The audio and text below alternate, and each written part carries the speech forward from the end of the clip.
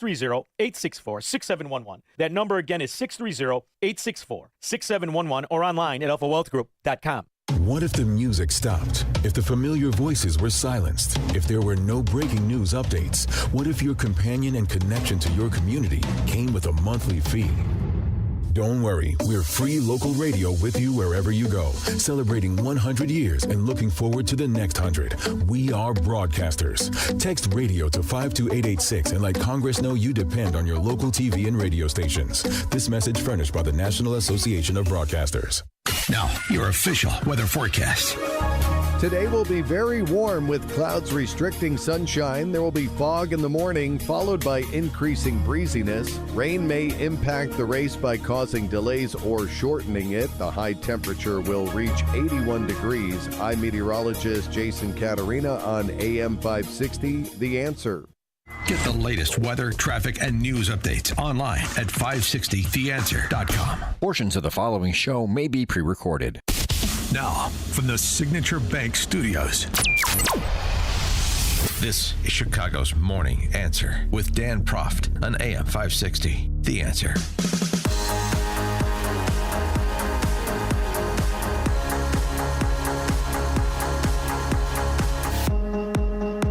Top of the morning, Dan Proft here, and BLM Brandon is a man who knows who he is. Do you know who you are?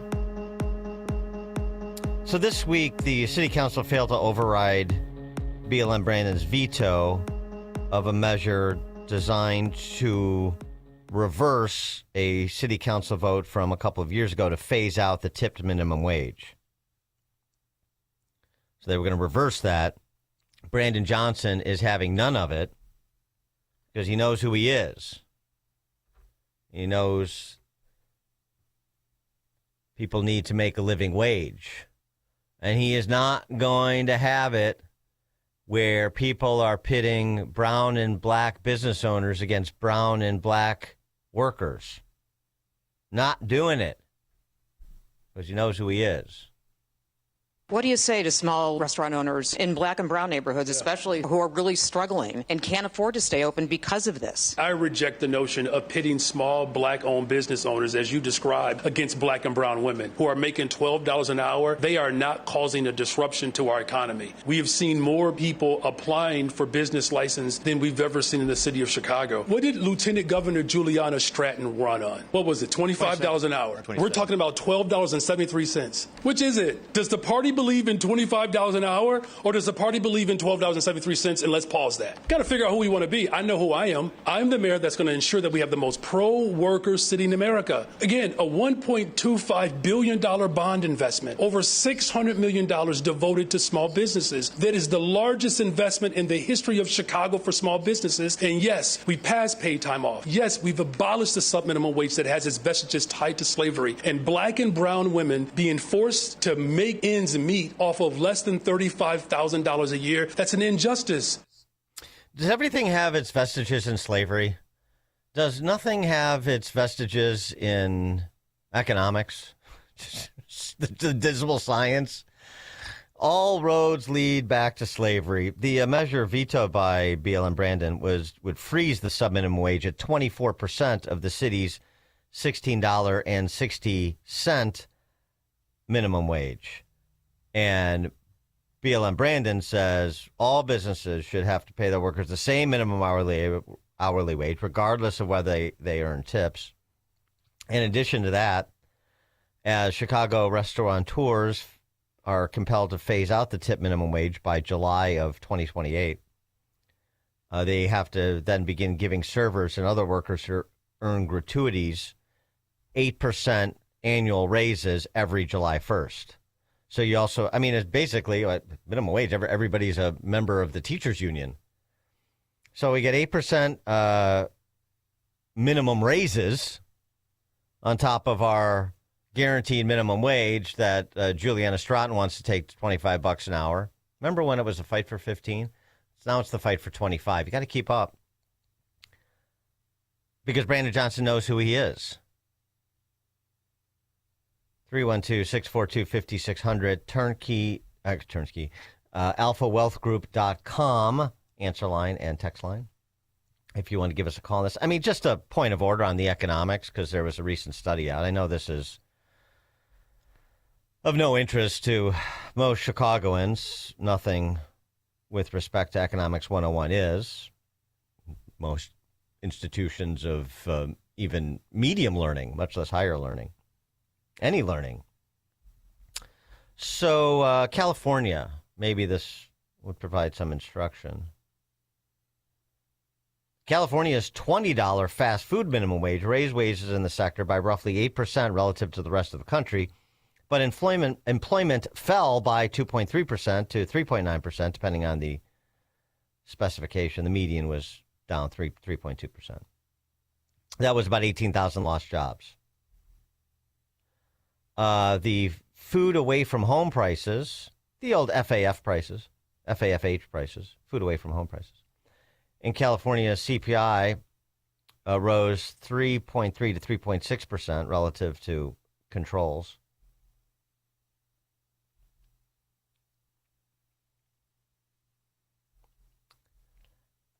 In terms of welfare, the bulk of employed workers get an 8% wage increase. A small minority get disemployed. The big transfer was from consumers to workers. California has roughly 39 million residents, all of whom face 3.3 to 3.6 higher food away from home prices. The transfer is likely regressive, meaning, of course, lower income households spend a larger percentage of their budget on food away from home, fast food. So the policy effectively taxes low-income consumers generally to raise wages for a subset of low-income workers while eliminating jobs for another subset. And you think that's good public policy? And you think the government is well positioned to properly calibrate prices in service of the best interests of all of these subsets? Much less, starting with low-income consumers. Remember them?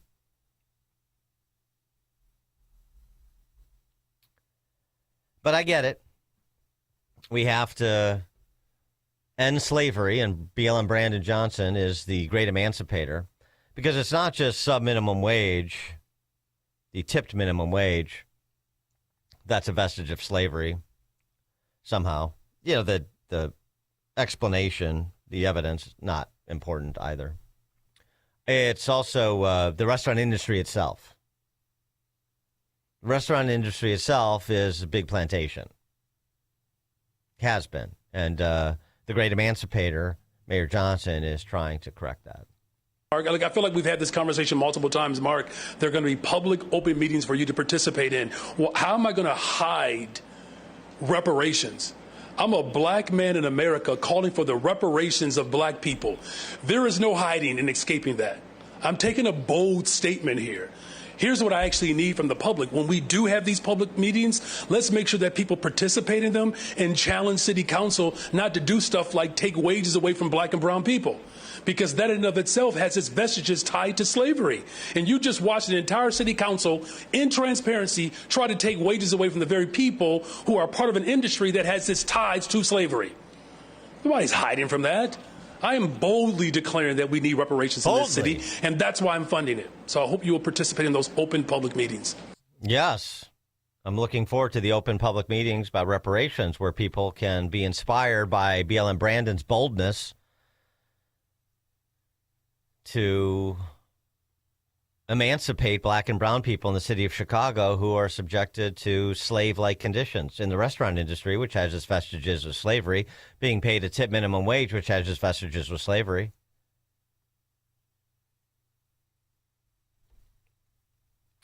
Joe in Naperville. I think that Brandon Johnson should lead by example and run some Chicago grocery stores and some Chicago restaurants, city-owned, under these ridiculous fees and monies that they want to pay these people. And let's see how long he lasts. Yeah, well, thanks for the call, Joe. We were supposed to have Gimme Dat grocery stores and Gimme Dat housing, and he's a little bit slow on the uptake here. By comparison, his fellow traveler, Mamdani the commie out in New York City, is already rolling out his $30 million city-owned grocery store proposal. It'll go about as well as the one in Kansas City went, which is now shuttered. Yeah, no, we're supposed to have BLM Brandon, the Gimme Dat Enterprises, the Gimme Dat grocery store, where you can pay below market costs on the consumer side and you can realize above market compensation. And somehow the math is going to work. I mean, I want to see it too. I agree with you. John in Libertyville. Hey, Dan, thanks for taking my call. I just wanted to say, I think because Donald Trump took away you're no longer paying taxes for tips, the Democrats don't like that, and they don't want you to be more likely to vote Republican, even though no Republicans run in Chicago.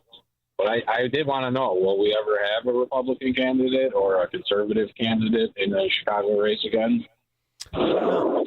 Thanks for the call, John. I don't know. It's a good question.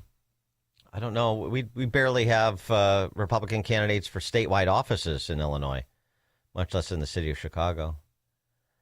I don't know. Never's a long time. I presume at some point. But when that happens and what that looks like, boy, your guess is as good as mine. Because I don't see much in the way of signs of life out there. Maybe I'm missing it. Chicago flips red isn't going to be enough, I'll tell you that. But by the way, I want to have Brandon Johnson explain to me how eliminating taxes on tips for the black and brown worker is also a vestige of slavery. Because everything is. So I just want to, he doesn't have to explain it, of course, because he just has to be bold. He's a black man in America, raising 3 black kids and a black wife, looking out for black and brown people, refusing to pit black and brown restaurant owners against black and brown employees, even though black and brown restaurateurs are part of an industry that's a vestige of slavery, and the sub-minimum wage is also a vestige of slavery. You got all that? Text from 773, just listening to the first 5 minutes, all I can say is the bankruptcy proceedings cannot start soon enough.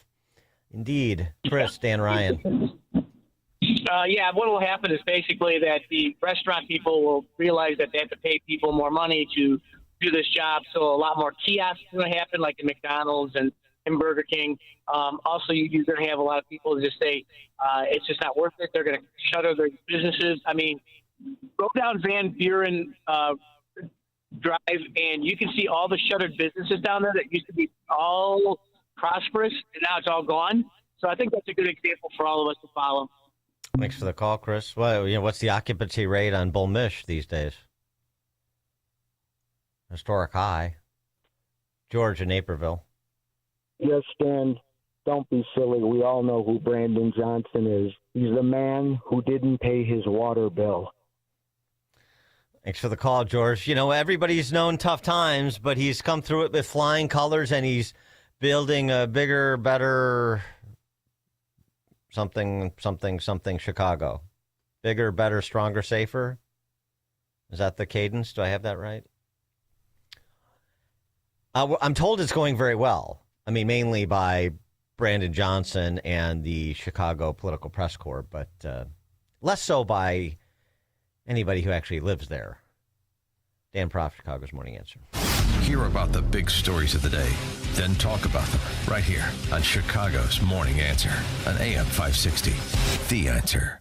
Mike Lindell and the MyPillow employees want to thank you for your great support this past year. They want to make 2026 the best year ever. So to thank you, they are giving you free shipping on your entire order and wholesale pricing. So they are bringing back the mega sale. For example, the classic MyPillows, regularly $49.98, now only $14.98. Turn any mattress into the best mattress ever with the Made in the USA MyPillow My Mattress Topper and save up to $100. Get a set of MyPillow Giza Dream Sheets for as low as $29.98 or the 6-pack towel set for only $34.98. To get the best specials ever, go to MyPillow.com and use promo code LIBERTY or call 800-489-0201 and use promo code LIBERTY. These offers won't last long, so call 800-489-0201 or go to MyPillow.com and use promo code LIBERTY. Order now and your entire order ships absolutely free.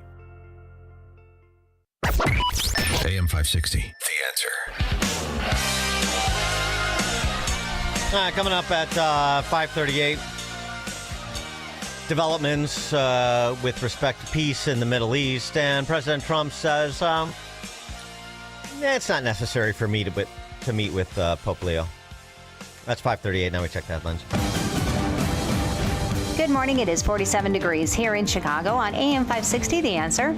I'm Stace Keene in the QC Kinetics newsroom. Police say a high school student was gunned down on Chicago's South Side after a verbal dispute with a classmate.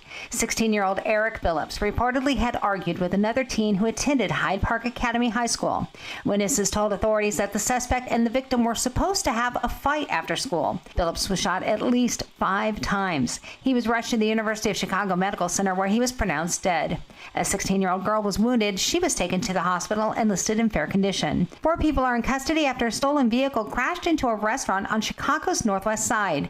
That collision happened Wednesday morning at the City News Cafe near the corner of Cicero and Irving Park. Police say a black Kia ran a red light. The driver lost control and crashed into the business. 4 people were arrested, ranging in ages from 17 to 26 years of age. This report is a service of Jewel Osco. Shop Jewel Osco for great meat and seafood values. USDA choice bone-in strip steaks are just $6.99 a pound. Limit for steaks. Get fresh Atlantic salmon fillets for $7.99 a pound. Plus, don't miss all the hot digital deals. Your home is a valuable asset, and you want to take care of your home. From roofs, siding, windows and doors to furnaces, flooring, landscaping, and much more. Listen to your go-to for all things home. It's Home Answers Radio with your host, Roger Piper. Get answers from industry experts so you can make informed decisions about home improvement. Listen tomorrow at noon for Home Answers, right here on AM 560 The Answer. Sponsored in part by Level 10 Coatings and by JeffBuysYourHouse.com. Hi, I'm Ken Mariotti, owner of Woodland Windows and Doors, a third-generation family-owned business since 1969. We know you're bombarded by choices when shopping for new windows or doors, so we're inviting you to experience the Woodland difference. For decades, we have been transforming living spaces with Marvin Windows, a fifth-generation family business. Marvin replacement windows have been known to increase the warmth of your cold rooms by 10 degrees. Think about that, 10 degrees warmer. When you welcome Woodland into your home, you will get a product expert to transform your living spaces, full-time, dedicated professional installers that you can trust in your home, along with the best products like Marvin. These are the reasons we're proud of our 5-star reviews and family legacy. No gimmicks, no pressure, and upfront pricing are why Woodland Windows and Doors is your trusted window and door expert in Chicagoland. Visit woodlandwindows.com to book your free in-home expert consultation. That's woodlandwindows.com, or stop by our showroom at the corner of Lake and Geary in Roselle. You didn't want to buy gold when prices were rising. Then you waited when gold pulled back. Now you're stuck in the middle, unsure what to do next. Speak with a precious metal specialist now at noblegoldinvestments.com. Get the answers you need to stop guessing and move forward with confidence. Their team makes it simple to gain real investor knowledge and insight. Stop trying to time the market. Start spending time in it. Don't let the market move without you. Visit noblegoldinvestments.com. That's noblegoldinvestments.com. If you're near retirement or thinking about retiring, you probably have a lot of questions. How do you make your savings last? How much should you take out and when? You're ready for retirement, but are your finances? I'm Edward Jones Financial Advisor, Nolan Webster. Let's work together to make sure your finances meet your unique needs over the long haul. You've done what it takes to get there. Now it's time to make the most of retirement. Call me at 224-801-6107 to schedule an appointment. That's 224-801-6107. Edward Jones, member SIPC. File with TurboTax on Intuit Credit Karma. They help you get your biggest refund, and then they help you do more with it. Start filing today in the Credit Karma app. Now, your official weather forecast.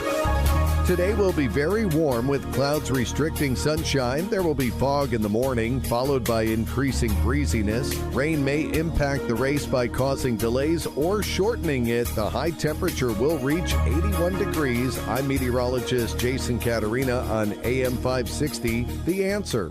Get the latest weather, traffic, and news updates online at 560theanswer.com. Now, from the Signature Bank Studios.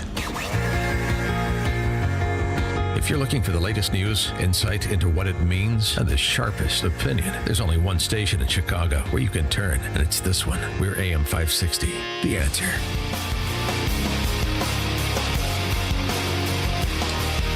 Top of the morning, Dan Proft here. Some developments with respect to the Middle East. One positive development. A ceasefire, a 10-day ceasefire between Israel and Lebanon. And a renewed effort by the Trump administration, the president himself, to establish a peace accord between the Israelis and the Lebanese. And this is not the first time that's been done. Why will this time be different? Well, in one word. Israel and Lebanon have tried to make peace before. What's going to be the difference this time? Me. I'm the big difference. Me. That's the difference. Okay. In addition to that, we have President Trump talking about what the Iranians have apparently agreed to. Now, this has not been confirmed by any designee of their side. But if this is accurate, if this is the word that's coming back, then it represents substantial progress. The big thing we have to do is we have to make sure that Iran does not have a nuclear weapon, because if they do, you want to talk about problems, you'd have problems. So very important is that Iran does not have a nuclear weapon, and they've agreed to that. Iran's agreed to that, and they've agreed to it very powerfully. They've agreed to give us back the nuclear dust that's way underground because of the attack we made with the B-2 bombers. So we have a lot of agreement with Iran, and I think something's going to happen very positive. Well, if that's true, if they have agreed to not pursue nuclear weapons, and when he says nuclear dust, that's the same thing as the enriched uranium in question that he previously said they're either going to give it to us or we're going to go get it. So those are must-haves. So if you have those two pieces of a deal nailed down, and you have the condition in the strait as it is with a blockade, then we may be on the cusp of something very positive, as the president says. We'll see. And the Iranians are not to be trusted. So the details in terms of how you would police any renewed efforts to obtain nuclear weapons will be important. But that was newsworthy yesterday, that much progress has been made if the president is representing what's coming out of the negotiations accurately. And if there's no deal, well, both the president and Secretary of Defense or Secretary of War, Hegseth, were pretty clear on that. No deal. Would you be willing to extend the ceasefire, or will the fighting resume, Mr. President? I would say the fighting. If there's no deal, fighting resume. Okay. Okay, and Hegseth on the blockade and the prospect of renewed kinetic action. Morning is the polite way that this can go. Your energy is not moving and will not move, and we can do this all day. But it's not destroyed yet. Your energy industry is not destroyed yet. You like to say publicly, Iran, that you control the Strait of Hormuz, but you don't have a navy or real domain awareness. You can't control anything. To be clear, threatening to shoot missiles and drones at ships, commercial ships that are lawfully transiting international waters, that is not control. That's piracy. That's terrorism. The United States Navy controls the traffic going in and out of the strait because we have real assets and real capabilities. And we're doing this blockade, performing it with less than 10% of America's naval power. The math is clear. We're using 10% of the world's most powerful navy, and you have 0% of your navy. That's real control, and we have a long track record of dealing with pirates and terrorists. But there is an alternative. As our negotiators have said, you, Iran, can choose a prosperous future, a golden bridge, and we hope that you do for the people of Iran. In the meantime, and for as long as it takes, we will maintain this blockade, successful blockade. But if Iran chooses poorly, then they will have a blockade and bombs dropping on infrastructure, power, and energy. 312-642-5600 is the alphawealthgroup.com answer line and text line. If you want to opine on those developments, as well as President Trump's additional commentary on Pope Leo. More executions scheduled in Iran, it is reported.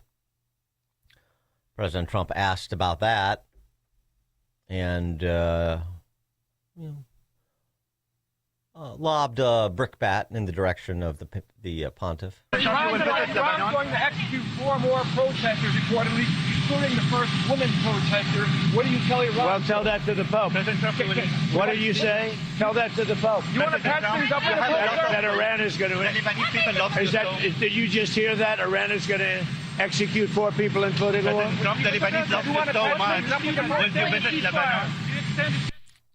Mm-hmm. He went on to say, look, the Pope can say what he wants, and I can say what I want. No disagreement with the fact the Pope can say what he wants, and I want him to say what he wants, but I can disagree. I think that Iran cannot have a nuclear weapon. If they do, the whole world would be at jeopardy. The Middle East will be blown up, and the whole world will be at jeopardy. We're very close to making a deal. That'll be a great thing. The Pope has to understand, Iran has killed more than 42,000 people over the last few months. Think of it. Protesters without guns, without anything. They were totally unarmed protesters. The Pope has to understand that. This is the real world. It's a nasty world. But as far as the Pope and saying what he wants, he can do that. Now, I know the Pope's brother. He is a... Yeah, he likes Lewis more. He wants regime change at the Vatican City. I'm being facetious, but I'm sure he wouldn't be opposed to it. The wrong prevost. Should have been Lewis. But nonetheless, it's fair. That's fair what Trump said. Pope, and that's what he said, should have said from the beginning. Pope can say what he wants, and I'll say what I need to say, represent my view, and yeah, the Pope should be. We've said this too. Many people have. His muted reaction to the Iranian mullahs' slaughter of their own citizens. The slaughter of Christians in Nigeria, particularly with Pope Leo making that trip to Cameroon, talking about the peacemakers. It's very much like Pope Francis sort of had a blind eye to the persecution of Christians in the Middle East, Coptic Christians in particular, but not limited to them. Yeah, that lack of consistency roils Catholics. And maybe Trump will want to have a sit-down with Pope Leo. He was asked about that. Mr. President, would you meet with the Pope to even out your differences with Catholics or torn? I don't think it's necessary. Not necessary. Pass for now. By the way, much like when you talk about female voters, you have to break it out. A big divide, married women versus single women. Same thing with Catholics. When it comes to Catholics who actually attend Mass versus Catholics who don't. President Trump's approval rating among Catholics, this is a CBS News YouGov poll, just out yesterday. 58% of Catholics who attend Mass weekly approve of President Trump's job performance. 58%. Catholics who attend less than weekly, attend Mass less than weekly or never, his approval rating is 42%. Complete inverted. Weekly Mass attendees 58-42 approve, less than weekly or never 42-58 approve.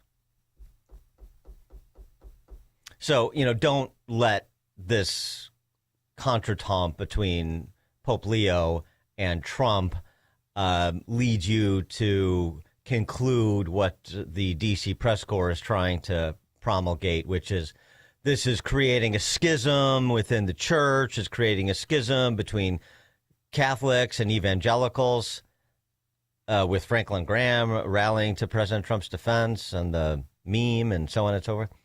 No, it's just representative of a schism that already exists between Catholics who believe in Catholicism and those who are, your cafeteria a la carte Catholics, your ornamental Catholics, or your ornamental evangelicals. So that's that. All you're seeing is an event that highlights the dividing lines that already exist and will continue to persist. 312-642-5600, alphawealthgroup.com, answer line. But let's talk about those executions, too, including that first female protester to be, state-sponsored execution as opposed to just being mowed down in the streets. I mean, she's certainly not the first female to be executed by this regime. That's obvious.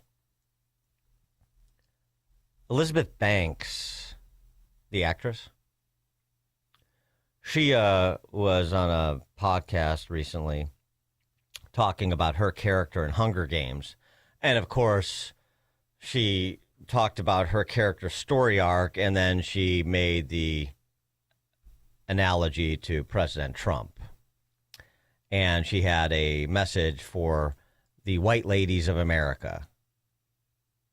I think Effie, for me, is one of the characters that has the greatest arc that I've ever played, because obviously she props up this fascist regime that she benefits from.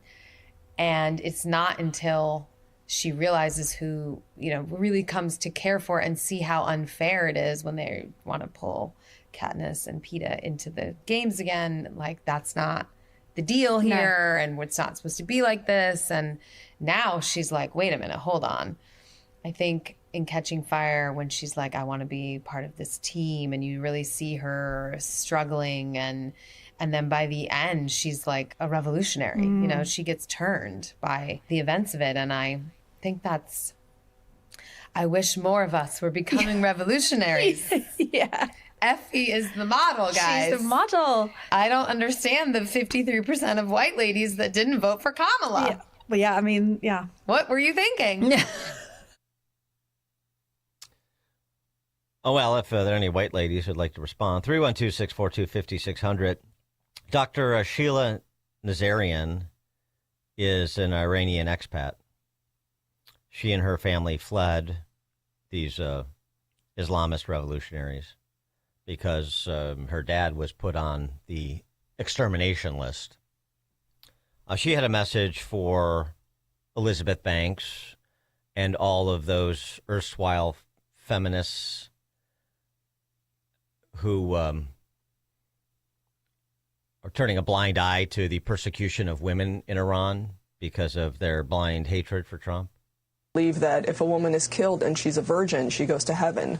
So what they do is they will gang rape her before they execute her. And it's just mind-boggling to me, this Elizabeth Banks sitting comfy in a little cushy couch on a podcast with her hair slicked back, talking about how could anyone vote for Donald Trump. Well, Kamala Harris posted on X yesterday that this is a war of choice, and Donald Trump is the only one helping these people in Iran. So Elizabeth Banks, this woman, Bita, is about to be gang raped and publicly executed, and so are 3 more women. And they have been doing this to many young people. Every single day, 1 or 2 public executions. So you're sitting there on your cushy couch talking about Kamala Harris. You claim to be a feminist. You claim to be a humanitarian. Where are you when the women need you? You're a fake. You are a hypocrite. You are of no help to anyone. So if you claim to be a feminist, you claim to be a humanitarian, you claim to be a good person, America, Iran isn't just a military war or peace in the Middle East or oil stabilization. This is a humanitarian issue. They are killing young people every single day. And the only one that has helped is President Trump. It's a lack of knowledge. Nazarian went on to talk about her family's escape from Iran and the useful idiots that helped these Islamists successfully pull off the revolution and force the abdication of the Shah. The kind of useful idiots we see on college campuses today were the useful idiots to the Islamists back then. Yeah, the reason why my family escaped Iran on the back of a pickup truck while the Iranian border police was shooting at us to not escape is because they put my father on a kill list because he was the chief medical officer, a physician affiliated with the Shah's hospital. Okay? I'm so grateful that my family got me out of Iran, me and my sister. They had 2 daughters. They could see this is no future for a girl in Iran. And imagine there are millions of people in Iran who knew westernization, who knew freedom 47 years ago, and they lost it because the useful idiots on college campuses, the leftists on college campuses, joined hands with the Islamists, which is exactly what's happening here. They're using the exact same playbook, the exact same propaganda. And they would say things like, why is the Shah living in a castle while there's homeless people on the street? There's no equity here. They use flowery words to trick comfortable, useful idiots on college campuses who have no real problems, to trick them into bringing Islam into the world. Chris, Rogers Park. Chris in Rogers Park, you're on? Sure, Trump. Hey, Dan, can you hear me? Yep, go ahead now.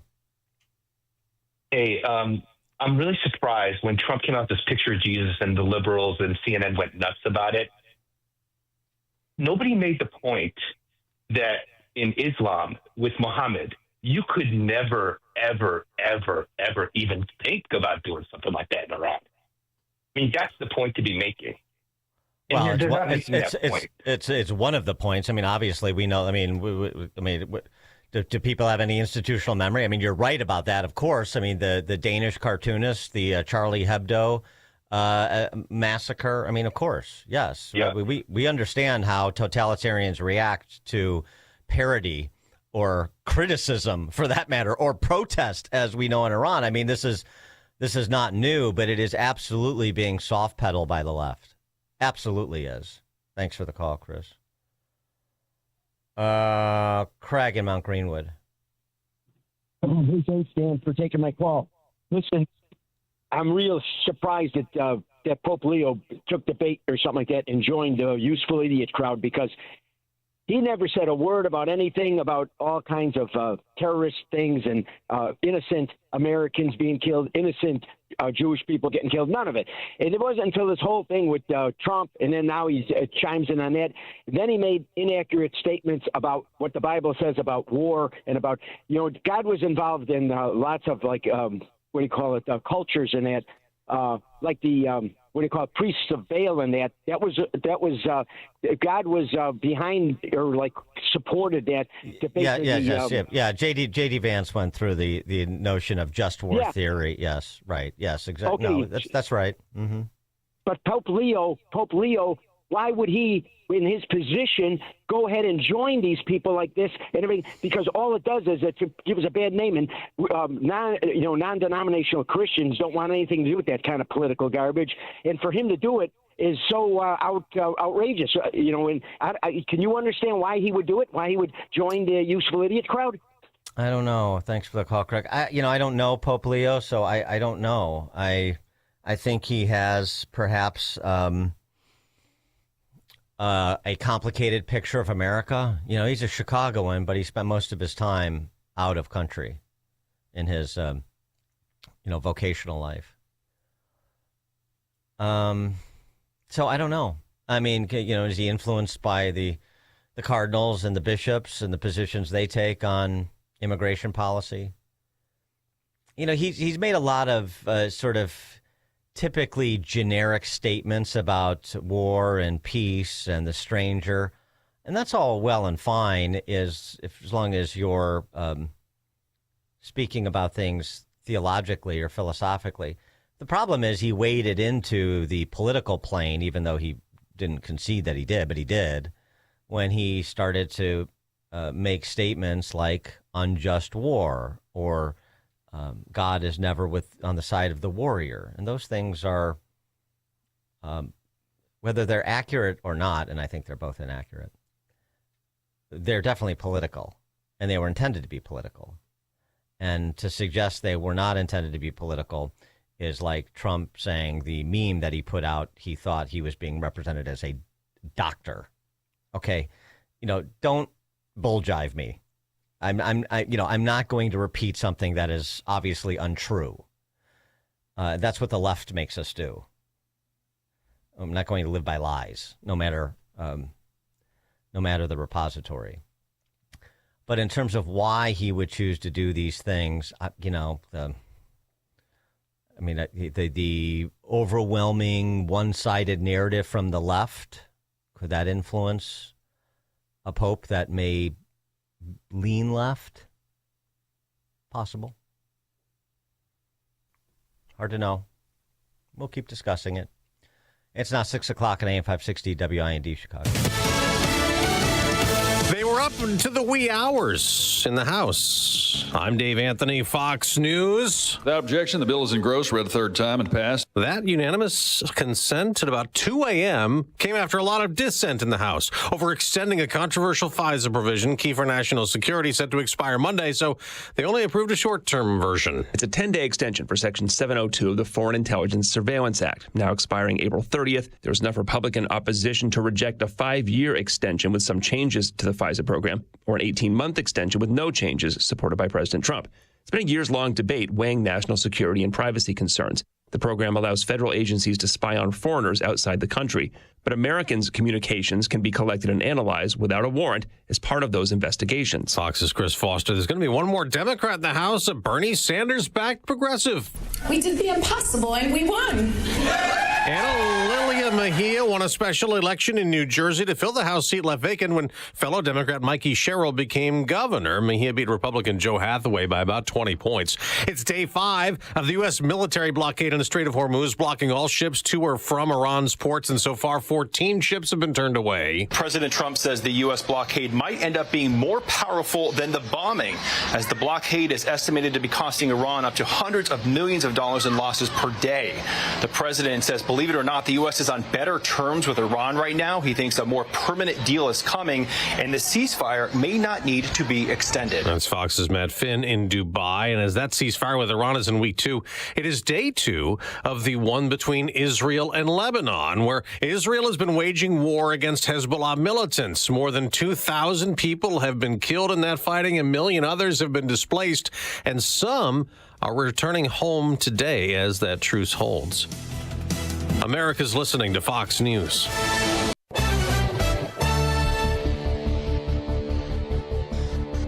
Good morning. It is 47 degrees here in Chicago on AM 560 The Answer. I'm Stace Keene in the QC Kinetics newsroom. Sentencing is scheduled on July 22nd for a Lyons man who admitted that he used his vehicle to impede, intimidate, and interfere with the work of federal immigration agents during Operation Midway Blitz in Chicago last October. Prosecutors say 27-year-old Anthony Gonzalez Alvarez admitted that he drove his pickup truck into a U.S. Customs and Border Protection vehicle and filed a police report that was false in order to conceal his involvement in the collision. He faces a maximum sentence of 3 years in prison. The Catholic Archdiocese of Chicago says Chicago Public Schools will restore federally funded special educational services to students in Catholic schools starting Monday, April 20th. The Archdiocese announced that CPS was abruptly ending the special ed services to more than 800 students. Well, in a new statement that was released yesterday afternoon, the Archdiocese thanked CPS CEO Maclean King and her staff for restoring services to students with disabilities. And Governor J.B. Pritzker says he would like the General Assembly to move faster on legislation for the Chicago Bears. Jim Talamonte has more. The governor was asked for an update. There's going to be a lot more discussion that goes on. I would like the legislature to move faster just because I think that will be good for everybody to get this done. The bill would allow projects more than $500 million to pay a negotiated lower rate instead of the same property tax that other companies and residents pay.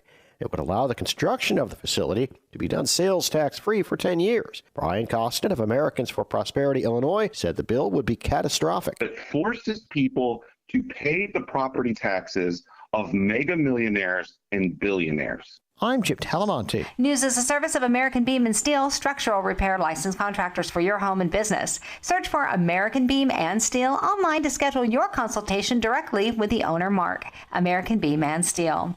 A check of the roads is coming up in 2 minutes on AM 560, The Answer. Looking for a powerful way to support your immune system?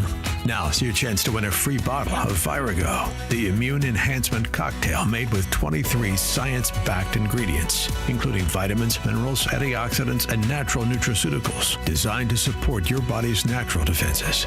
10 winners will each receive a free bottle.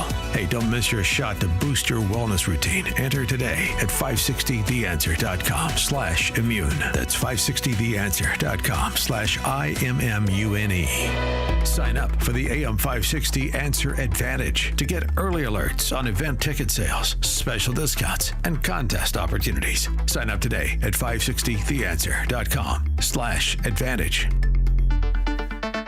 I'm Ed Evans, CEO of Consumer Cellular. You know, the big wireless companies say they have discounts for people over 55, but unless you're willing to sit on hold and ask, you're probably paying more than you should. At Consumer Cellular, there's nothing to hunt down. We're built for people 50 plus with plans starting at just $20. And our 100% US-based customer service actually answers the phone. Call 1-888-FREEDOM or visit consumercellular.com today and get your second month free for a limited time. Taxes, fees, and other third-party charges will apply. See website for additional details. Wesley Financial Group is not a law firm, and Chuck McDowell definitely not an attorney. This is Chuck. If someone talked you into buying something really silly and you want to get out of that silly little thing, my advice, get the facts. Call me and I'll send you our timeshare exit kit absolutely free. Inside, you'll learn how timeshare works and all your options for cancellation. Call Wesley now for your free timeshare exit information kit. 800-809-7171. That's 800-809-7171. Only a few short months ago, you heard silver was up 40%. Well, silver is now up over 260%. Fox Valley Coins saw it coming, and they're ready to help. Unlike dealers that only buy or only sell, Fox Valley Coins does both. No middleman. That means you get the best deal on the dollar. Selling? Fox Valley Coins pays top dollar for rare coins, scrap gold and silver, bars, proof sets, and entire collections of any size, going through every item right in front of you. Cash, check, or wire transfer. Buying? Fox Valley Coins carries all major gold, silver, and platinum physical products. Complete discretion. Your business stays your business. Fox Valley Coins, family-owned integrity since 1981. On Route 59, one light north of I-88 at the Naperville-Warrenville border. Fox Valley Coins. Buy smart, sell smart. Gain insight into building strong marriages and raising godly children with Focus on the Family with Jim Daly each weekday at 11:30 a.m. on our sister station, AM 1160. Hope for your life.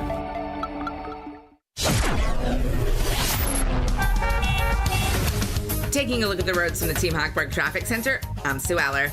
Doing great this morning on the Edens, 15 minutes in, 13 out from Lake Cook to Montrose. You've got 18 minutes inbound on the Kennedy from O'Hare to the Burn Interchange, 27 minutes on the reverse side. It's 13 minutes both ways on the Ike from Wolfsville Post Office, but outbound, very slow from Grand Avenue to Route 83. And the Stevenson is 25 minutes inbound, 23 outbound from Veterans Memorial to Lakeshore. The exit ramp is shut down both ways for Cass Avenue, and this is a new long-term project. Won't be cleared till about June. The Dan Ryan from 95th to the Burn Interchange is 16. Outbound is 10. This report is a service of the AM 560 mobile app. Listen to AM 560 on your smartphone or mobile device when you download the AM 560 mobile app at 560theanswer.com/mobile. Chicago's Morning Answer continues next, but now the latest forecast from the Air Right Heating and Cooling Weather Center. Today will be very warm with clouds restricting sunshine. There will be fog in the morning, followed by increasing breeziness. Rain may impact the race by causing delays or shortening it. The high temperature will reach 81 degrees. I'm meteorologist Jason Caterina on AM 560, The Answer. Get the latest weather, traffic, and news updates online at 560theanswer.com. Now, from the Signature Bank Studios, this is Chicago's Morning Answer with Dan Proft on AM 560, The Answer.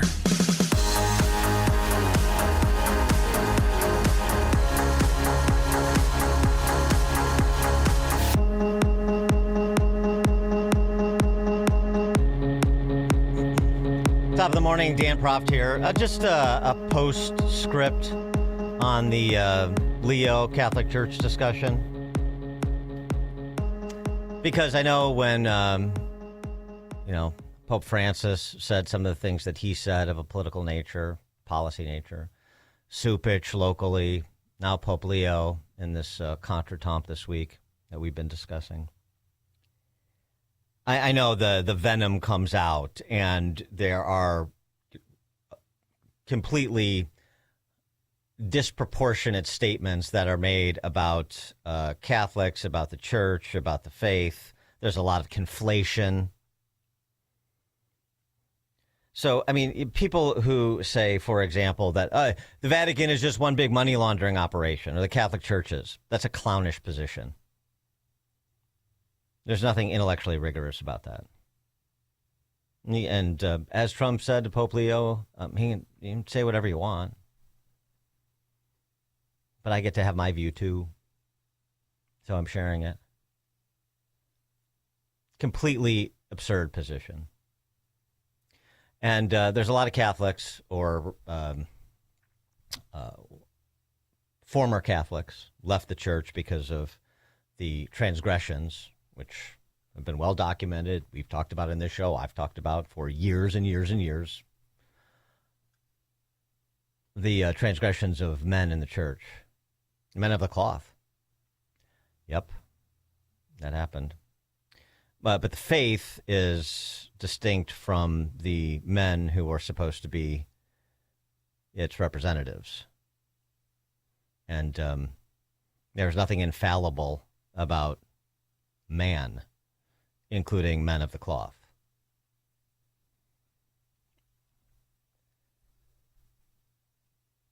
But let me just say something about the church. You know, on balance, despite the things the church has done that are indefensible and the things the church has done that I disagree with, or organs of the church and the faith, Catholic Charities and their facilitation of illegal immigration in this country, and the liberation theologists, or now we call them the social justice Catholics. Yeah, there's all sorts of differences of opinion. There have been horrible things done by people in positions of authority in the Catholic Church, and not just in the last 30 years, but from time immemorial, because men are flawed. But by the same token, with a little bit of perspective, the Catholic Church, I would argue, has been one of the greatest forces for good and for the advance of Western civilization since God created man. So a little bit of perspective. I'm not going to, abandon my beliefs because Pope Leo is imprecise with his language, or Pope Francis takes a position that I disagree with, or Cardinal Supich behaves in infuriating ways, cowardly ways often, with respect to Flagger, or with respect to opportunity scholarships, or butting up to Pritzker, or flacking for CPS and being embarrassed at almost every turn. Cardinal Supich isn't the faith.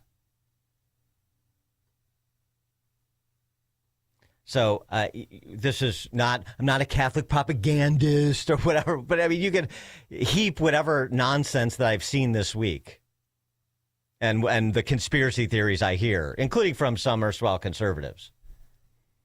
But I'm not going to be a party to it. And I'm also not going to be silent about clownish positions, silliness, people that are throwing temper tantrums and know very little about what they speak, because they want to sound like they're the biggest critic of Pope Leo, or they're the biggest critic of Cardinal Supich.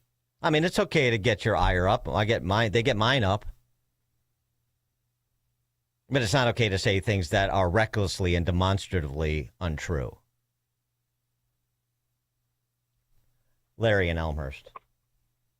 Hey, good morning, Dan. Hey, I'm like you, too. I still have my faith, but Easter Sunday, Supich was on, I think, Channel 7 or something. He sounded like PBS begging for money over the illegals. And I don't know who's a bigger left-winger, Francis, or I can't even think of his name now. And if he had a stat, he would go over Leo. Yeah, I'm sorry. If Leo had said, he'd go over to Iran right now and start complaining about them killing their own people. Yeah, I got it. Thanks for the call, Larry. You know, we've discussed. I got it. Okay. Speaking of big ideas and perspective, enter Clarence Thomas. Clarence Thomas gave an excellent talk. Does he give any other kind? No. Delivered a talk this week, 2 days ago, at the University of Texas, Austin, to commemorate 250, the 250th year, 250th anniversary of the Declaration of Independence, I should say, and gave some historical context to where we've come as a country and what the progressives of the early 1900s in the form of Woodrow Wilson to present and across the world in the 20th century, what they offer versus what they deliver. And what the challenge is for us in these times where there's a real divide in this country between those who are slaves to quote unquote progress and those who are acolytes of the founding principles of a free nation. Really good stuff here. Progressivism seeks to replace the basic premises of the Declaration of Independence, and hence our form of government. It holds that our rights and our dignities come not from God, but from government. It requires of the people a subservience and weakness incompatible with a constitution premised on the transcendent origin of our rights. Yeah, I mean, that's the ultimate binary. It's the old sort of, do you believe in God or do you believe you're God? What's the source of man's rights? That was the big question the founders wrestled with. And thankfully, they got it right. And since, we've had a lot of presidents and a whole mess of Americans who've got it disastrously wrong. Go well. The European system that Wilson and the progressives scolded Americans for not adopting, which he called nearly perfect, led to the governments that caused the most awful century that the world has ever seen. Stalin, Hitler, Mussolini, and Mao all were intertwined with the rise of progressivism, and all were opposed to the natural rights on which our Declaration are based. Many progressives expressed admiration for each of them shortly before their governments killed tens of millions of people. It was a terrible mistake to adopt progressivism's rejection of the Declaration's vision of universal, unalienable natural rights. Wilson's claim that natural rights must give way to historical progress could justify the greatest mistake in our history. In Plessy versus Ferguson, my court upheld Louisiana's system of racial segregation because, quote, separate but equal, it observed, was reasonable in light of the established usages, customs, and traditions of the people, and with a view to the promotion of their comfort and the preservation of the public peace and good order. It comes as no surprise that the progressives embraced eugenics. Progressives believed that Darwinian science, the idea of ever-advancing progress written into biology itself, had proven the inherent superiority and inferiority of the races. It was only a small step for Wilson to resegregate the federal workforce. It was only another step for the government to launch sterilization programs on those deemed by the experts of the day to be unfit to reproduce, upheld by my court in Buck v. Bell in an opinion written by no less a figure than Justice Oliver Wendell Holmes. We can argue over whether you believe in immutable, absolute natural rights or the Wilsonian idea of ever-progressing history. Indeed, your school of civic leadership was created to host just such arguments. But let me ask you to consider the consequences. European thinkers have long criticized America for remaining trapped in a Lockean world with its weak, decentralized government and strong individual rights. They say our 18th century declaration has prevented us from progressing to higher forms of government. But we were fortunate not to trade our Lockean bonds for the supposedly enlightened world of Hegel, Marx, and their followers. Fascism, which after all was National Socialism, triggered wars in Europe and Asia that killed tens of millions. The socialism of the Soviet Union and the People's Republic of China proceeded to kill more tens of millions of their own people. This is what happens when natural rights give way to the higher good of notions of history, progress, or, as Thomas Sowell has written, the visions of the anointed. Great book. The Thomas Sowell reference. 312-642-5600. That's the alphawealthgroup.com answer line and text line if you want to react to what Justice Thomas had to say. Treasure he is. I hope the rumors about his retirement, and Alito's for that matter, are greatly exaggerated. But he nails it, of course. This is the battle that we have fought since the founders envisioned this great nation and codified it in those founding documents. Natural rights versus progress. And those forces for progress, which has that, it's a dangerous word because, of course, it has a positive connotation, but not in the way that it's presented when you think about ordering a society. Progress is to come through the state, not the individual. And so individual rights are the province of the government rather than the divine. And what Thomas reminds us is that the left's history in this country and everywhere else is one of racism, repression, and the most barbaric acts of cruelty against mankind, like eugenics.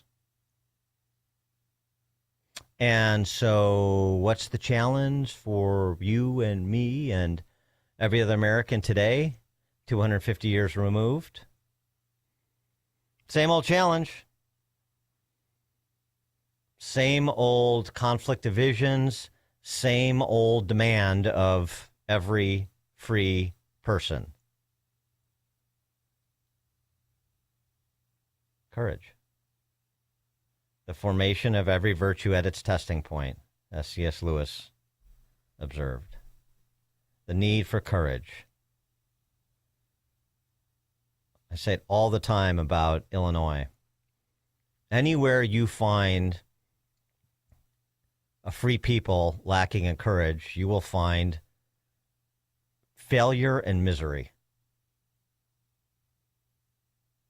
It may be tempting to enjoy our tea and crumpets, treat the Declaration like a shiny object or a keepsake, and listen to the sound of our own voices. We could get into debates over whose conception of the founding is better, over how we are so much better than our founders were, over what we would do differently.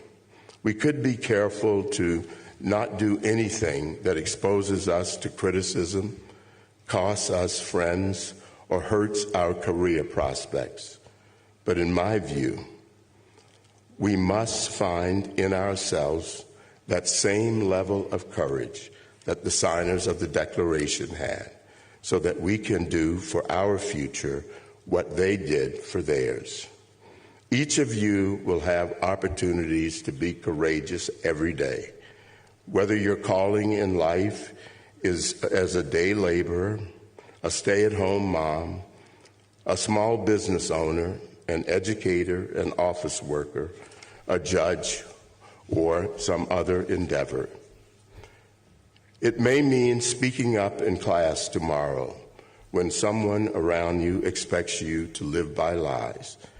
It may mean confronting today's fashionable bigotries, such as anti-Semitism.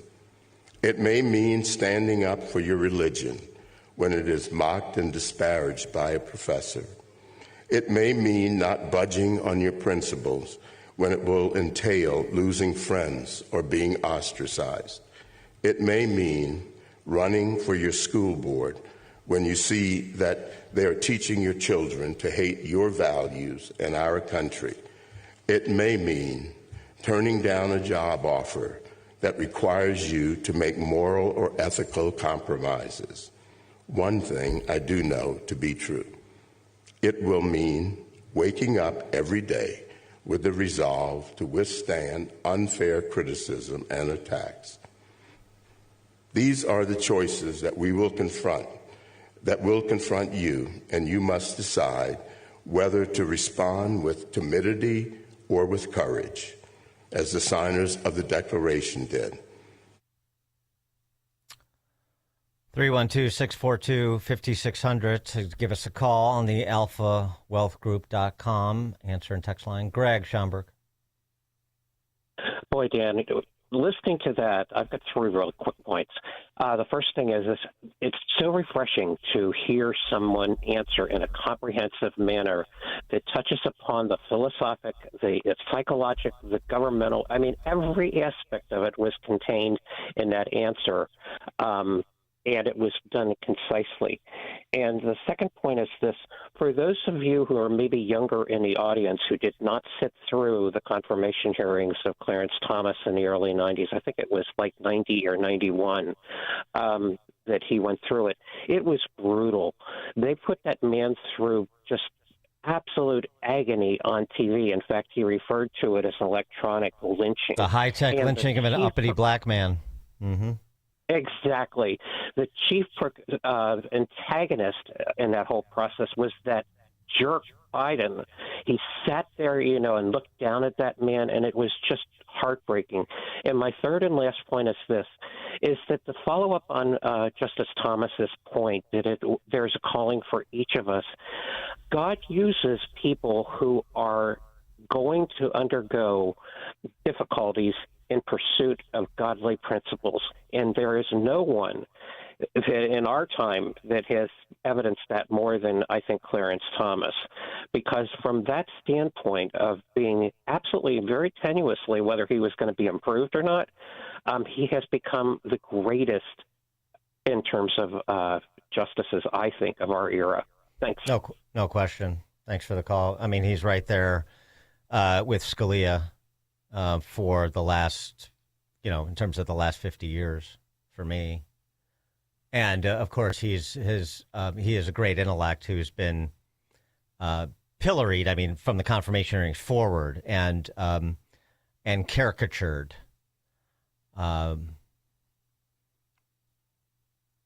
marginalized as much as possible by the prevailing culture. I mean, the same way, like if we like I've said before, I mean, if we lived in a truly meritocratic society, if we were really as enlightened as so many on the left pretend that we are, then every kid in America would know who Thomas Sowell is. Thomas Sowell was mentioned because every kid in America would have read at least one Thomas Sowell book as an introduction to economics and an introduction to critical thinking at some point through their schooling.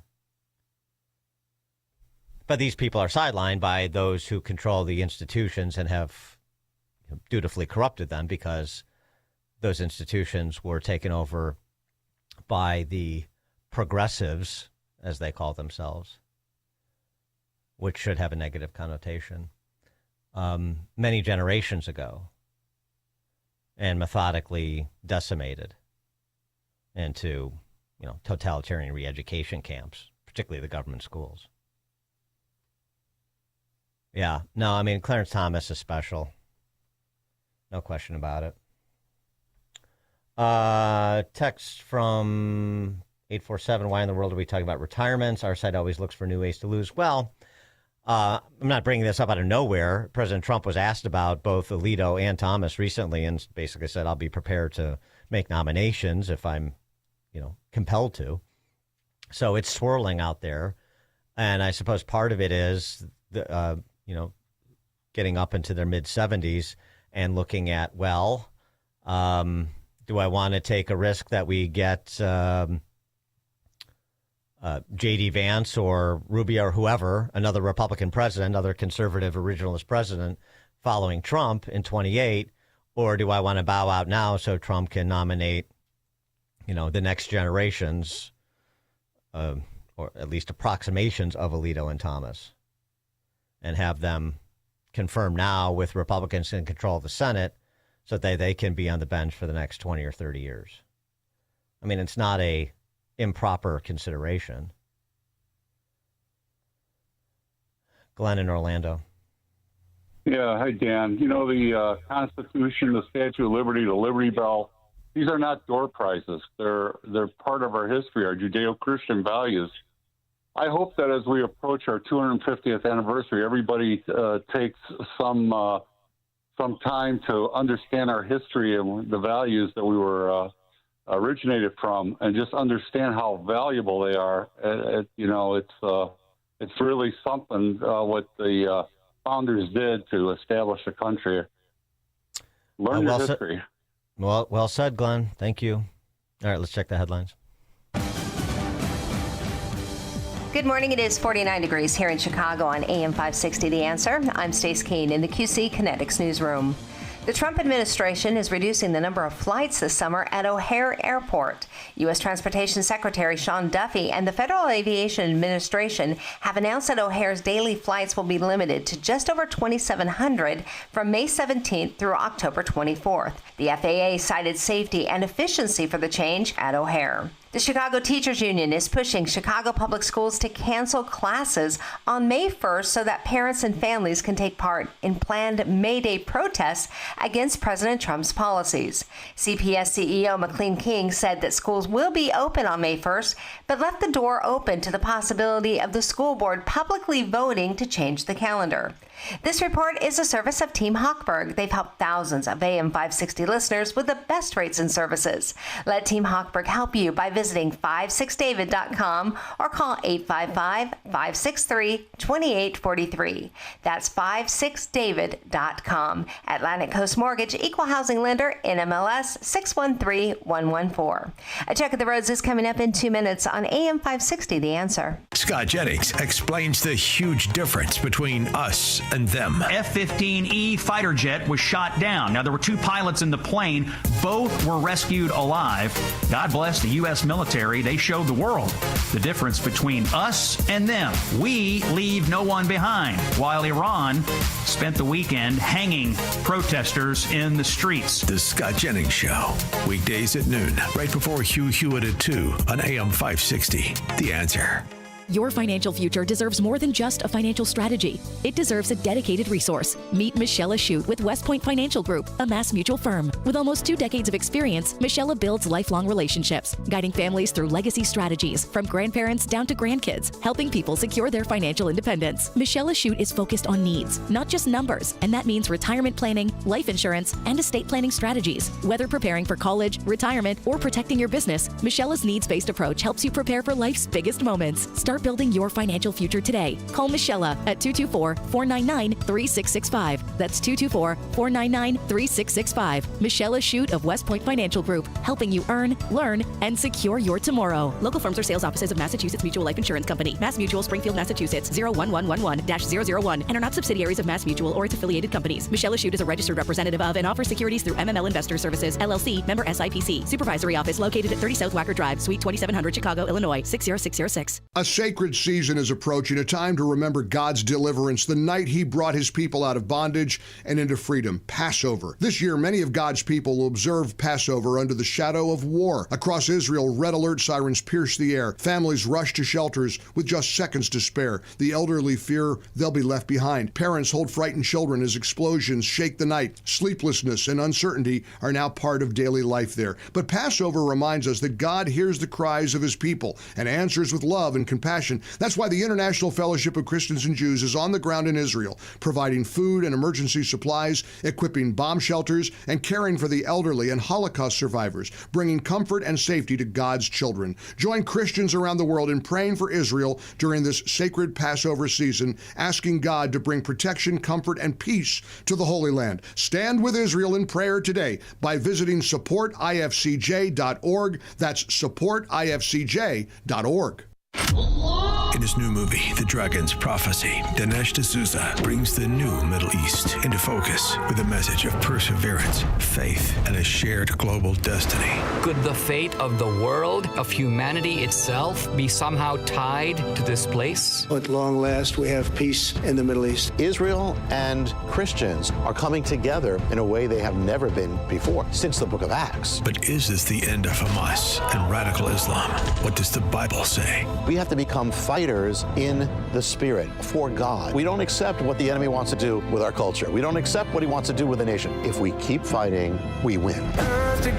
Powerful, prophetic, a must-see movie based on Jonathan Cahn's international bestseller, The Dragon's Prophecy, combines history and scripture with faith, justice, and renewal. The Dragon's Prophecy, a new film by Dinesh D'Souza, now available on Amazon, YouTube, and iTunes.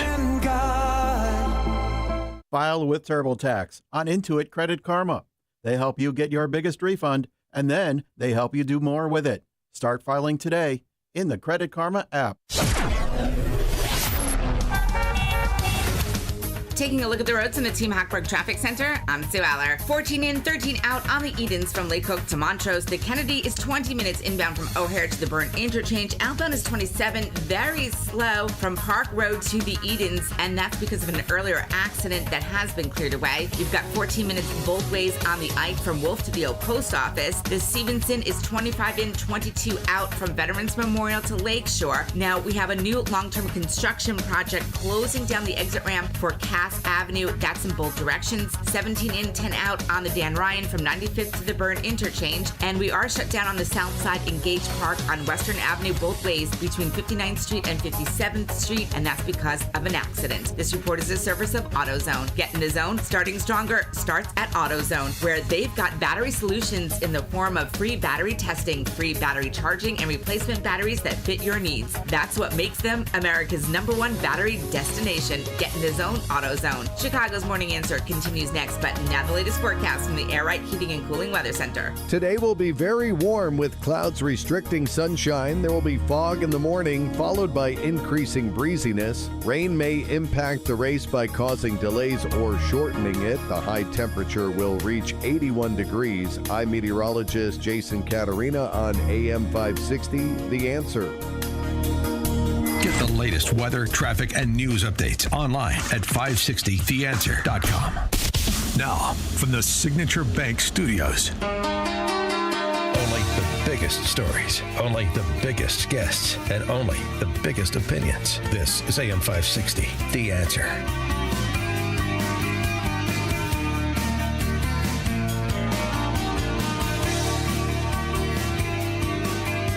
Top of the morning, Dan Proft here.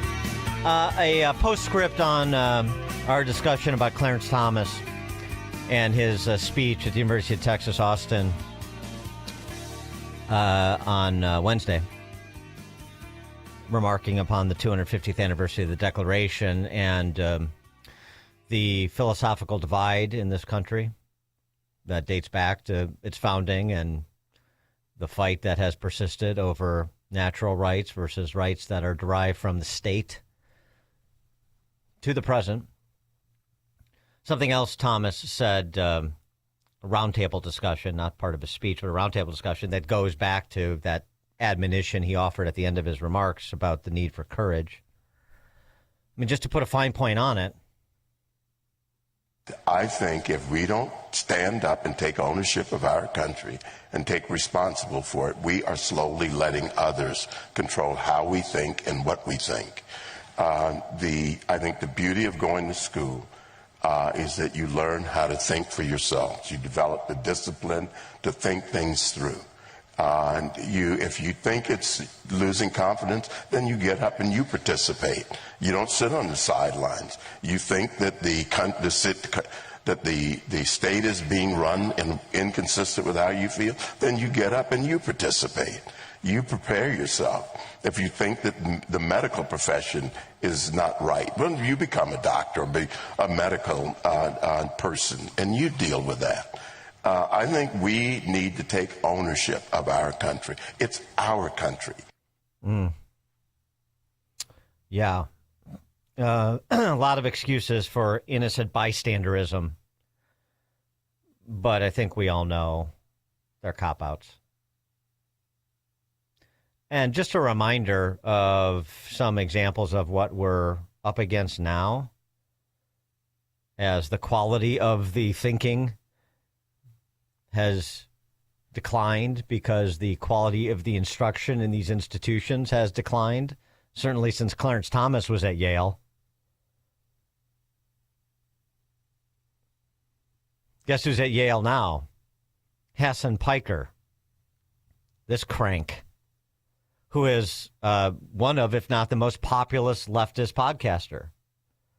You know, he just did that trip a couple weeks ago. We mentioned with the Code Pink shrews to sing the praises of Cuba, despite the fact that they were living in the darkness.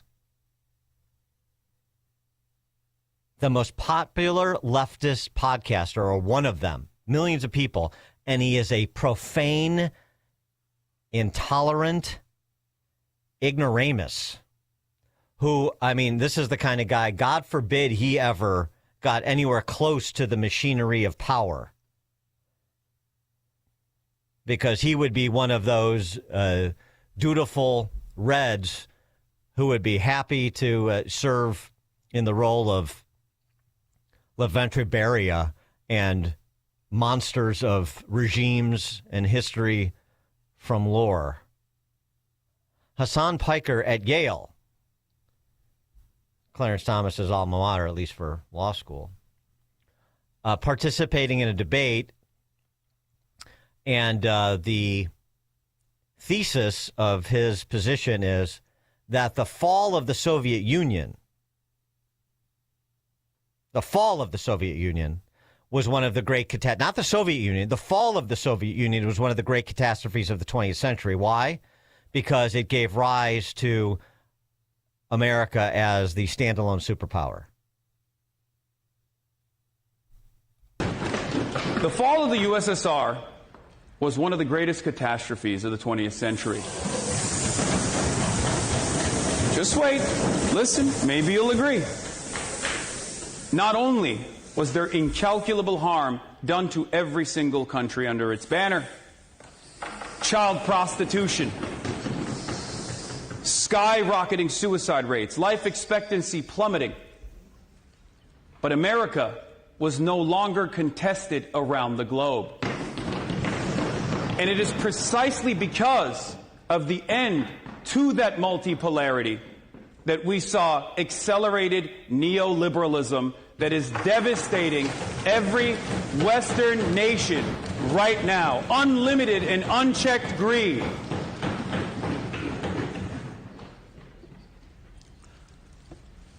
Our successes are leading to our own demise and the demise and collapse of the liberal system. The U.S. has produced disaster after disaster after disaster. And by the way, what you hear when they're all pounding their benches or chairs or whatever, the floor, that's agreement. That's like applause at Yale. The fall of the Soviet Union, one of the great catastrophes of the 20th century, because it gave rise to American dominance. Hassan Piker is someone who's also said that America deserved 9/11. He recently said on a podcast with one of those Obama soy boys. So my question is, when you say Hamas is 1,000 times better, do you actually mean that? Or is that a rhetorical move or like a solidarity signal? Like what? I mean, it's all of the above. I do mean it. I think it's a rhetorical move because it frustrates a lot of people. I've also said I'm a harm reduction voter. I'm a lesser evil voter, and therefore I would vote for Hamas over Israel every single time. Hamas is 1,000 times better than Israel. I vote for Hamas every single time. And very much like he did with the USSR, he'll say, oh, conditions weren't great, but the lack of USSR as a bulwark against America, the lack of Hamas as a bulwark against Israel, that's the greater evil. And I don't know, millions of people subscribe to and consume this guy's bilge. That's what should concern you. This is where the need for what Clarence Thomas was saying comes in. Courage. Taking your right and proper ownership stake in this country, lest you turn it over to the Hassan Pikers of the world in this burgeoning idiocracy in which we live. And I would think if you're in Chicagoland, you know this all too well if you're listening to this show.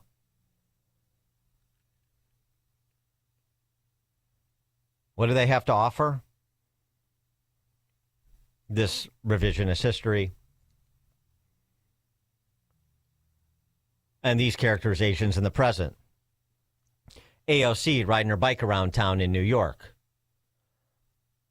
calling Trump a racist. This whole Swalwell business this week. Wait till you hear this argument and then go ahead and challenge me as to whether the quality of critical thinking is precipitously declined in this country. You see, the reason Swalwell appears to have been a serial predator for the last 2 decades is because of Trump. That's right. You heard me right. That's the argument. But there really are consequences when the President of the United States has been found convicted in court of felony 34 times, has been found liable. A judge said that he has, in fact, raped a woman. Not what they said. Not what the jury said. And by all False. means and circumstances, the President of the United States is a rapist. The President of the United States is implicated in the Epstein files. He is convicted in court Not true. on 34 counts of fraud, felony fraud. And I'm sorry, it has trickle-down effect. Because when that guy can do it and become President of the United States, then what happens is that you get all these members that think, oh, well, you know what? I can, being a member of Congress is nowhere near the responsibility of being President of the United States. I can abuse people and still keep my job, too. I'm sorry, and I know that some people are going to be mad about that. I know Republicans are going to be pissed off that I said that, but genuinely, truly, deeply, if you support and think Donald Trump should continue to be President of the United States, then unfortunately, you have no leg to stand on in talking about what members of Congress should resign. Fortunately, I have the same standard for everybody, so I don't care if you're President of the United States, I don't care if you're a Democrat, I don't care if you're Republican, I don't care if you're independent, I don't care who you are. I mean, what she said about President Trump, of course, is false and, frankly, was the subject of a defamation suit against George Stephanopoulos that ABC News, I should say, settled. And perhaps AOC should receive the same treatment from President Trump, although she's probably judgment-proof. It's just materially false, and it's, I think that calling somebody a rapist who has not been convicted of rape, even in the civil trial, in fact, the jury said no on that question, as we know. Pritzker said it, too, and I begged the president on this show to go after Pritzker. Make an example of them. That clears the knowingly malicious standard for a public figure when you accuse them of felonious conduct. And you know it's untrue, which she knows or should know at this stage. But, even the larger point is this monkey see, monkey do argument. So because a president engages in bad acts, members of Congress who are all adults, except perhaps for AOC, think it's okay to engage. So it has a trickle. This is what she said, trickle down effect.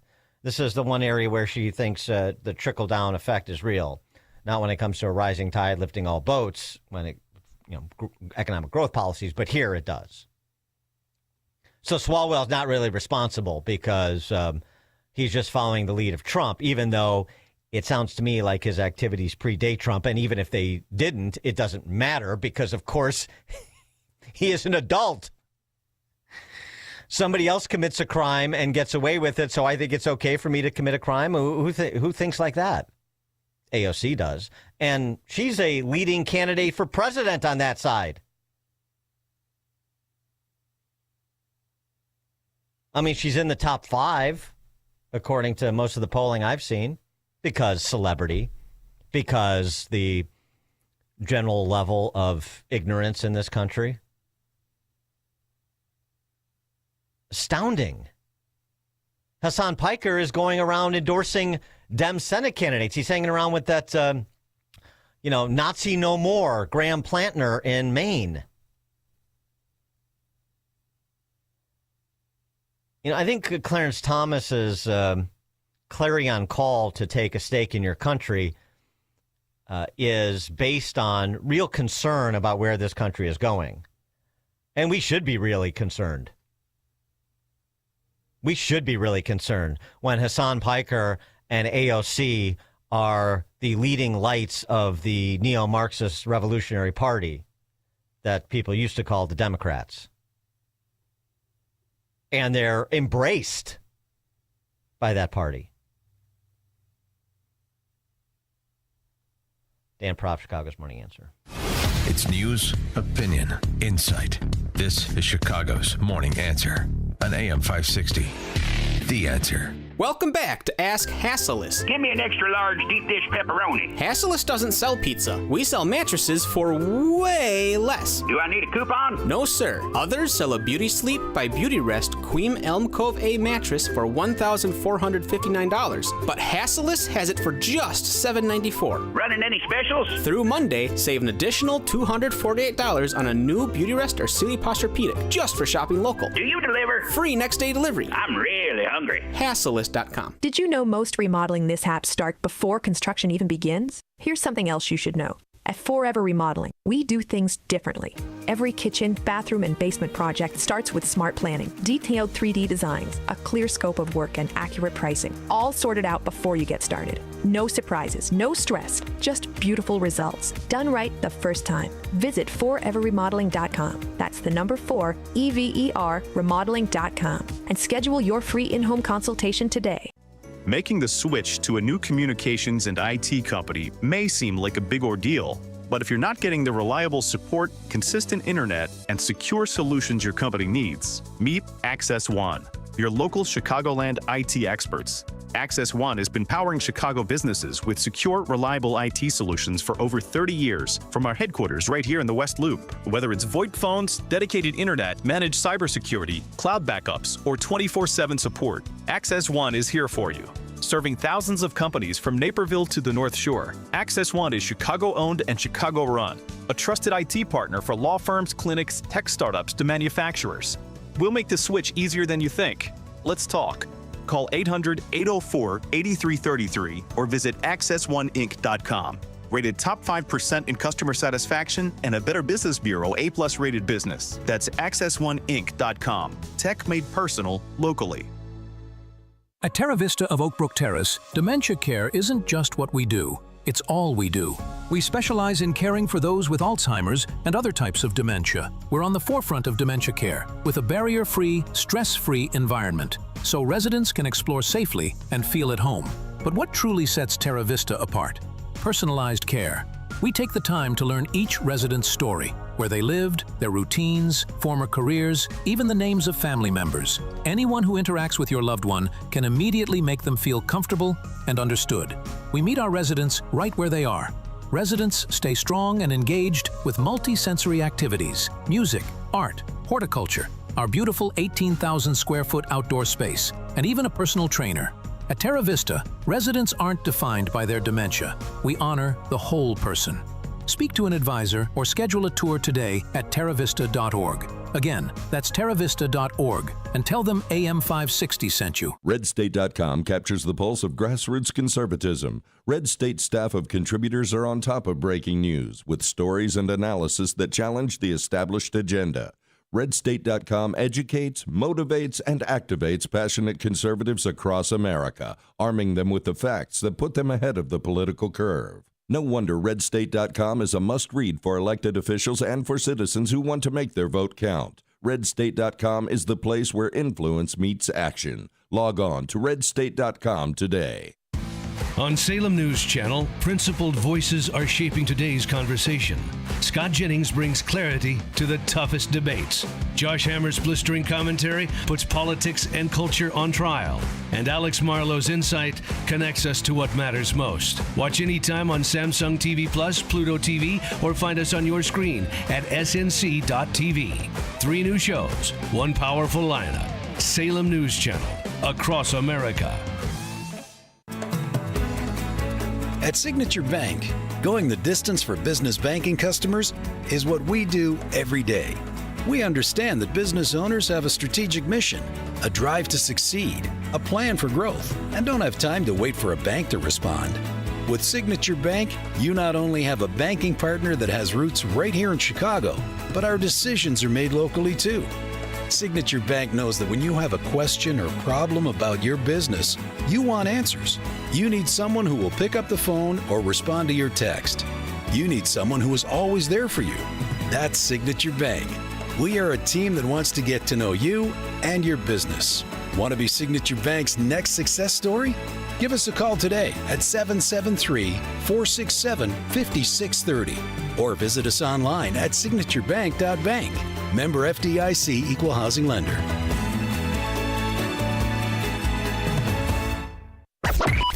AM 560, The Answer. Well, it's not all doom and gloom. There are still courageous Americans. Obviously, we see this on display right now with our military men and women. Also, we see it in Pauls Valley, Oklahoma, where a high school principal named Kirk Moore stopped a school shooter, took a bullet for the kids. There's video out now, and it's impressive what he did. You know, he's an older dude, but he threw caution to the wind. He saw somebody walk into the school with a gun, and he tackled him. And there's some color from people who know him, went to school with him back at Pauls Valley in the day, some 45, 50 years ago, talking about Kirk Moore, principal, Pauls Valley, Oklahoma. We've been telling a very different story today. Principal Moore didn't do what he did here yesterday. Now, I spoke with his pastor today, and he says that he was at the hospital. He went to go see the principal yesterday. He prayed with him, and he said he is expected to be okay. He said that the bullet just kind of grazed his knee, but everybody's grateful after what happened. That was a very heroic act. The heroic act that has the Pauls Valley community grateful for Principal Kirk Moore tonight, jumping into action and tackling the former student who investigators say tried to kill him and other students. He is definitely the type of guy to do that. Some student was to get harmed, he would definitely take a bullet for him. I believe that. That's what other grads say about him. As soon as the bell rang and all the students were going to class, he was outside the office. He interacted with students in the lobby. He was friendly. We also spoke to some who knew him most of his life. Probably 55 years longer. Harold Markham and Principal Moore went to school together and both graduated from Pauls Valley themselves. Long before he came back to coach, then later lead as assistant principal before becoming principal in 2021. Harold says what he did Tuesday just speaks to the type of person he is. He's just a great guy. He really is. He really knows the kids. I'd lost a son about 4 years ago, and he set up the whole high school and everything for his funeral. This is a look at a memorial the principal made for Harold's son. It sits in a courtyard on campus. The principal showing sympathy when it was needed and strength when the situation calls for that, too. We're praying for you, Kirk, and get better, my man. Can't wait to see you. All right, we need more principals like Kirk Moore, to say the least. Coming up at 7:07, we'll turn our attention back to the Middle East. And don't forget, later on in the show, at the bottom of the 8 o'clock hour, Open Mic Friday. Give us a call with your comments and compliments and so forth. It is now 7 o'clock at AM 560 WIND. It's day 5 of the U.S. military blockade on Iran's ports. I'm Dave Anthony, Fox News. 14 ships have been turned away in the Strait of Hormuz, and President Trump says he thinks the blockade could be more powerful than all the bombings halted by a ceasefire. He said last night in Las Vegas, "We can do whatever we want, and it should be ending pretty soon." It was perfect. And Fox's Matt Finn reports from Dubai. Here in the Middle East, we are monitoring the increasing potentiality that there will be peace talks in Pakistan. The president said yesterday on the White House lawn that if there is a deal made in Pakistan, he may go there himself. Well, President Trump's also brokered a ceasefire in Lebanon. The ceasefire started at midnight local time between the Israeli and Lebanese governments. It's Hezbollah militants in Lebanon that have been firing rockets into Israel. Their leaders say the ceasefire will be respected, but with their hands on the trigger, anticipating Israeli violations. Iran supports Hezbollah, and Israeli bombing in Lebanon is a sticking point in talks with the U.S. for a broader peace deal. Fox's Chris Foster. Back to the president who went to Nevada to tout the bigger tax refunds Americans got on average this year, up 11% because of no more taxes on tips and overtime. The president says he helped a lot of workers. The biggest tax refunds of their entire lives, and you see it. And I just want to say you're welcome. You're welcome. Today, the president goes to Arizona for a Turning Point USA event, the same day the suspected gunman in the assassination of Charlie Kirk, TPS USA's leader, returns to court for another hearing. They stayed up late in the House, approving a 10-day extension to a controversial FISA provision on foreign surveillance. After attempts for longer extensions were voted down, House Speaker Mike Johnson said after at about 2 a.m. We were very close tonight. There's some nuances with the language and some questions need to be answered, and we'll get it done. The extension allows us the time to do that. The Senate has until Monday to also approve that 10-day extension. America's listening to Fox News. WIND, Chicago. Good morning. It is 49 degrees here in Chicago on AM 560 The Answer. I'm Stace Keene in the QC Kinetics newsroom. Police say a high schooler was gunned down in Chicago's South Side after a verbal dispute with a classmate. 16-year-old Eric King Billups reportedly had argued with another teen who attended Hyde Park Academy High School. Witnesses told authorities that the suspect and the victim were supposed to fight after school. The shooting took place at a bus stop in the 6300 block of South Stony Island Avenue. Billups was shot at least 5 times. He was rushed to the University of Chicago Medical Center where he later died. A 16-year-old girl was also wounded. She was taken to the hospital. She's listed in fair condition. A memorial was held yesterday with friends and families releasing balloons in memory of Billups. No one is in custody at this time. Governor J.B. Pritzker says he hopes the federal government does what's best for consumers and businesses as the Treasury Department agency moves to preempt Illinois restrictions on swipe fees. Jim Talamonte has more. The U.S. Treasury Department's Office of the Comptroller of the Currency released notice Wednesday that it could prevent the Illinois Interchange Fee Prohibition Act from taking effect.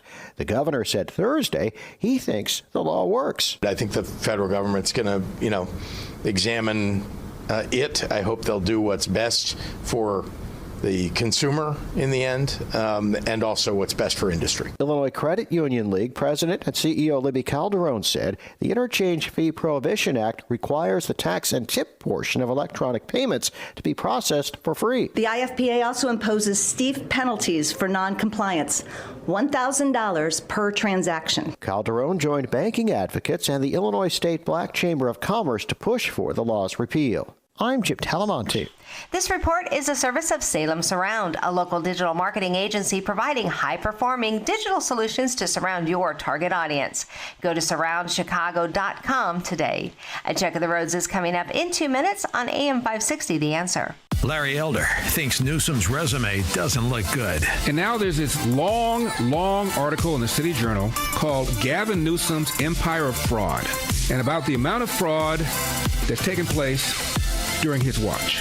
Estimated to be at least $180 billion, B as in bodacious. What was the Minnesota fraud? $9 billion? The Larry Elder Show. Weeknights at 8, right before Sean Hannity at 10 on AM 560. The Answer. I'm Ed Evans, CEO of Consumer Cellular. You know, the big wireless companies say they have discounts for people over 55, but unless you're willing to sit on hold and ask, you're probably paying more than you should. At Consumer Cellular, there's nothing to hunt down. We're built for people 50 plus with plans starting at just $20. And our 100% US-based customer service actually answers the phone. Call 1-888-FREEDOM or visit consumercellular.com today and get your second month free for a limited time. Taxes, fees, and other third-party charges will apply. See website for additional details. Wesley Financial Group is not a law firm, and Chuck McDowell definitely not an attorney. This is Chuck. If someone talked you into buying something really silly and you want to get out of that silly little thing, my advice, get the facts. Call me and I'll send you our timeshare exit kit absolutely free. Inside, you'll learn how timeshare works and all your options for cancellation. Call Wesley now for your free timeshare exit information kit. 800-809-7171. That's 800-809-7171. Did you know most remodeling mishaps start before construction even begins? Here's something else you should know. At Forever Remodeling, we do things differently. Every kitchen, bathroom, and basement project starts with smart planning, detailed 3D designs, a clear scope of work, and accurate pricing, all sorted out before you get started. No surprises, no stress, just beautiful results. Done right the first time. Visit foreverremodeling.com. That's the number 4, EVER, remodeling.com. And schedule your free in-home consultation today. What's the password? Is this Vito's Vault, where I can get a 5-star dinner and signature cocktails, see an amazing vaudeville-style musical comedy show with the gangsters and the flappers, all for one low price? Yeah? What's the password? I don't know, but I'm here to make a deposit. Well, why didn't you say so? Come on in. Vito's Vault, Chicago's new Roaring 20s dinner theater speakeasy. For tickets, go to vitosvault.com.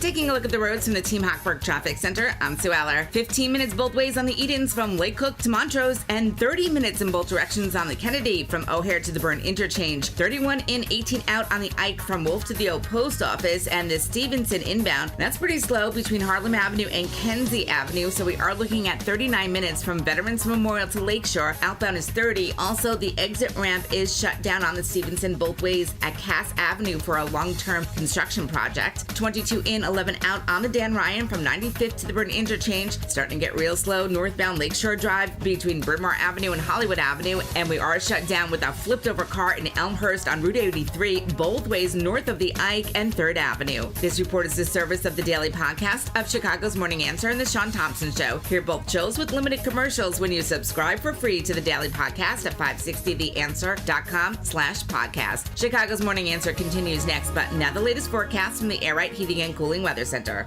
Today will be very warm with clouds restricting sunshine. There will be fog in the morning, followed by increasing breeziness. Rain may impact the race by causing delays or shortening it. The high temperature will reach 81 degrees. I'm meteorologist Jason Caterina on AM 560, The Answer. Get the latest weather, traffic, and news updates online at 560theanswer.com. Now, from the Signature Bank Studios, this is Chicago's Morning Answer with Dan Proft on AM 560. The Answer.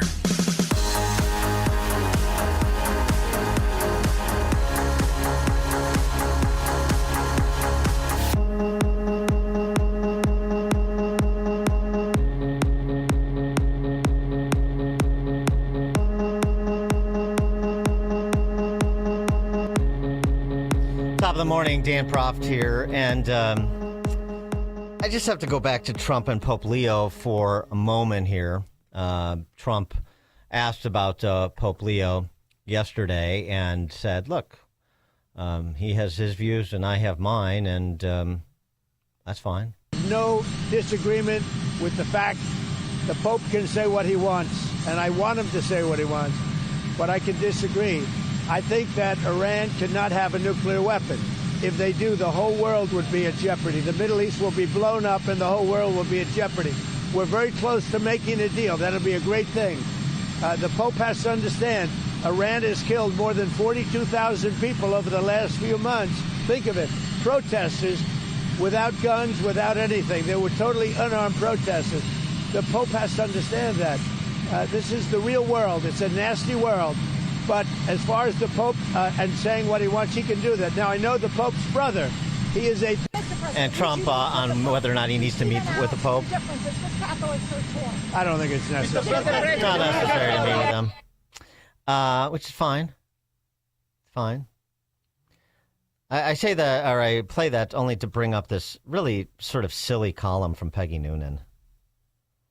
I mean, I know she's not a Trump fan, but this is really a stretch. The piece in the Journal from Peggy Noonan, Trump meets his match in Pope Leo. And the reason it's so silly is because she invokes Bishop Fulton Sheen. In the 50s, Catholic Bishop Fulton J. Sheen had a half-hour primetime TV show on Tuesday called Life is Worth Living. It addressed the issues of the day through the lens of Catholic thought. To everyone's surprise, its ratings frequently beat its competitor, Milton Berle's #1 variety show. Sheen won an Emmy for Most Outstanding Personality and in his acceptance speech, famously thanked his writers, Matthew, Mark, Luke, and John.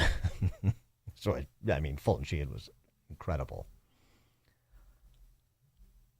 It said that when Berle teased Sheen about his high rating, Sheen replied it was because he had a better sponsor. I thought I'd share that as our president, who grew up on Milton Berle and the great comics of early television, continues verbal war with a different prelate, Pope Leo XIV, of course. How odd to go to war while already in other wars with the head of a vast and ancient institution, a man whose job titles include Vicar of Christ, Head of the Holy See, and Bishop of Rome, and who's the spiritual leader for 1.4 billion Catholics and the biggest Christian denomination in America. And she goes on to, distill all the things that were said over the course of the last week, and to essentially conclude, to bring it all back around to the Fulton Sheen Milton Berle analogy. To the extent anyone ever wins these things, he will. Pope Leo will. He has better sponsor and better writers. It's an odd thing in the sense that, if we had a pope with the intellectual gravitas of Fulton Sheen, things would be very different. And I would encourage people to go, starting with Peggy Noonan, to go back and listen to Fulton Sheen's discussion of patriotism and his comparison contrast of Thomas Jefferson to the Archangel of Terror during the French Revolution, the leader of the Jacobin Revolution, Saint Just. What Sheehan has to say about the small L liberal and the big I illiberal despot, Archangel of Terror, as he was known. Very much like we were talking about with Clarence Thomas and his remarks at University of Texas, Austin this week, and his sort of quick walk through the last 250 years, and particularly the last 100 years of progressivism, starting with Woodrow Wilson and pushing forward to present. Fulton Sheen wouldn't have said the things that Pope Leo said, and he wouldn't have been less than candid about the planes in which he was operating when he veered into statements like unjust war and God is never with the warrior. God is never on the side of the warrior. which, again, agree or disagree, they're not theological planes, they're political ones. And in the case of God is never with the warrior, erroneous political ones. On to more secular, temporal matters.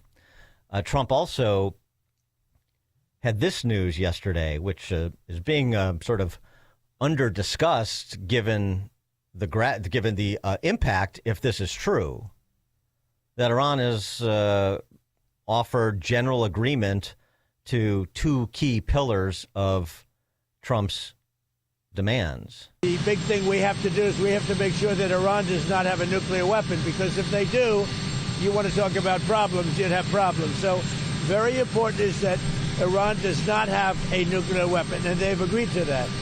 Iran's agreed to that, and they've agreed to it very powerfully. They've agreed to give us back the nuclear dust that's way underground because of the attack we made with the B-2 bombers. So we have a lot of agreement with Iran, and I think something's going to happen very positive. And if it doesn't? No deal. Would you be willing to extend the ceasefire, or will the fighting resume, Mr. President? I would say the fighting. If there's no deal, fighting resume. Okay. And that's the same thing Hegseth said, the choice between before the Iranians, and if they choose unwisely, then the bombings the blockade stays and the bombings will continue. And he made mention of some of the infrastructure targets that the president had previously referenced. For more on all of this, please be joined by Sierra Knox, foreign policy analyst, professor, and Trump campaign alumna. Sierra, thanks for joining us. Appreciate it. Yeah, thanks for having me this morning. Boy, oh boy, the Iranians obviously have not confirmed what President Trump said about this agreement, that they would not pursue nukes and that they would turn over the enriched uranium. But if those two things are agreed upon, given the state of Iranians' wherewithal amid this blockade, we could very well be close to a cessation of hostilities and really an unmitigated victory if all of those things come to fruition. Yeah, absolutely. I've been talking about this Iran issue for a while, and I was asked a while back when the negotiations started, they said, Iran is going to be tough with Trump, and they're already denying all of these demands. And I said, we haven't negotiated with these people yet. And Iran doesn't know how Trump negotiates. So we may hear them changing their mind a bit. And I think this blockage of the Strait of Hormuz, it really is, again, showing how Trump negotiates, which is, you don't want to be on the other side of that. Yeah, and we also have a ceasefire that Trump and Rubio helped to broker between Israel and Lebanon for the next 10 days. And, the prospect that there may be something that is lasting and with those players as well as part of a larger deal. The question, I suppose, is if you were able to get a framework like is being suggested, then it really becomes the details, because you still have remnants of the same sort of Islamist regime that ostensibly are in charge, at least for the moment. And how can you trust it?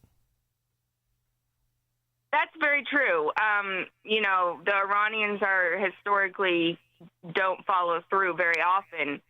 But as you pointed out, if there would be something between Israel and Hezbollah, I think that could be transformative as well for the region.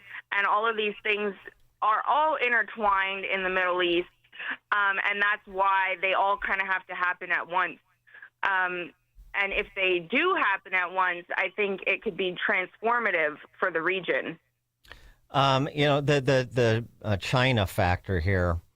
Trump in his discussion the other day with Maria Bartiromo mentioned that he and President Xi, the Chinese communist dictator, have been serving as pen pals recently. A letter from Trump saying, "Are you sending weapons to Iran because you shouldn't?" And Xi saying, "No, I'm not sending weapons to Iran." And they're going to meet in Beijing in the coming weeks. I wonder what you think Trump's position will be, even if things are sort of where they are now, which is, or worse, in other words, there is no deal, there is a blockade, you've got economic fury combined with epic fury, and the Iranian regime just trying to hold on regardless of the punishment that they take. Where does that put Trump with Xi in trying to perhaps have Xi intervene to, help end this? Well, I think I read that Iran is losing about $450 million a day because of the blockade of the strait. And much of that is, revenue, and the oil that they're not selling was going to China. So I think that China was even involved in pressuring Iran, when the talks were even happening in Islamabad. And what we see from China is that they fund these proxy wars. They are very kind of double-sided with the way that they talk, because they're, of course, very closely working with the Iranian regime. But at the same time, on the global stage, they want to be seen as a peacemaker. They often, make statements about, everything should be resolved with talks. They want to be seen as kind of the responsible one. So I think that, in a way, because of the financial consequences, but also for their reputation, they really have to be seen as putting pressure on Iran to agree to some kind of deal. Yeah. What about the humanitarian aspect of this? This has sort of been re-raised given the pending execution of several protesters. That pending execution of protesters in Iran, and you're thinking about Iran and China, and we talk a lot about China in terms of economics, in terms of war and peace, and sometimes we forget to remind ourselves that the Chinese Communist Xi is a despot. He's a killer. They have Muslim minorities in concentration camps, forced labor camps in China. They have the great Jimmy Lai in prison, and now the report is the Chinese, Hong Kong, but, it's basically the Chinese Communist government now, moving to seize his property on top of it. So, is there a play, do you think, for Trump to include this aspect? Now, we're hard-headed about this. It's America first. It's what's in our interests. But there is, especially when you fold in Pope Leo, there's a humanitarian aspect to this, too. You're dealing with regimes that are killers. They're headed by murderers who have no problem slaughtering and imprisoning their own people without cause. And, that's something that I think has appeal to Americans writ large. We want to be seen properly as on the side of what is morally right, in addition to what's in our pecuniary interests. Absolutely. I think the humanitarian aspect is very powerful. And that is something that Trump could bring up to China, as an additional pressure point. What we're seeing is basically the UN and a lot of these other alliances, even NATO, to some extent, are failing at their role and at their job, which is partly to address the humanitarian aspects of these type of regimes. And so America is kind of the one who is taking on that role, in addition to America first, in addition to securing our interests, which is number one. But we are now in the role of, exposing to the world, this is what the Iranian regime is about. This is what the Chinese regime is about. And I think Trump has been very effective at building on the diplomatic side. Hey, these are the kind of people that we're dealing with. This is their reputation. Is this really what you want to be aligned with? Well, right. And so that, I know this is not his inclination, because it's just not the way he sort of deals, particularly with Xi, but with even heads of rogue states generally, because he's, Trump, the business guy, the deal maker, tries to, he uses puffery rather than moral clarity, the way that Reagan did, for example, in terming the Soviet Union the evil empire. But this may be a moment where some moral clarity to shame Western European nations who have been lethargic at best in terms of their response here to assisting the U.S. and Israel, maybe a way to shame them into action by making by making an appeal to their stated values, if you will. Absolutely, and I recently wrote about this in an article for The Hill, but basically I wanted to get away from the conversation about Trump leaving NATO because, he can't really do it without congressional approval. He can draw down troops and things like that, but, that's a question. Does he do it? Does he not? Basically, that's the end of that conversation. But what is happening to these countries who are actually aligning basically against the United States? I mean, they actually did align against the United States in a UN vote to open the Strait of Hormuz, and they shot down France, aligned with China and Russia, to shoot down the resolution. But what is happening to them just geopolitically on the world stage with their reputation? And I think that's the more important question to look at, and it's not good. Israel is pulling out of things. I just read that Israel and the U.S. expelled Spain from the multinational coalition in Gaza. The GCC countries, there's talk of boycotting European goods.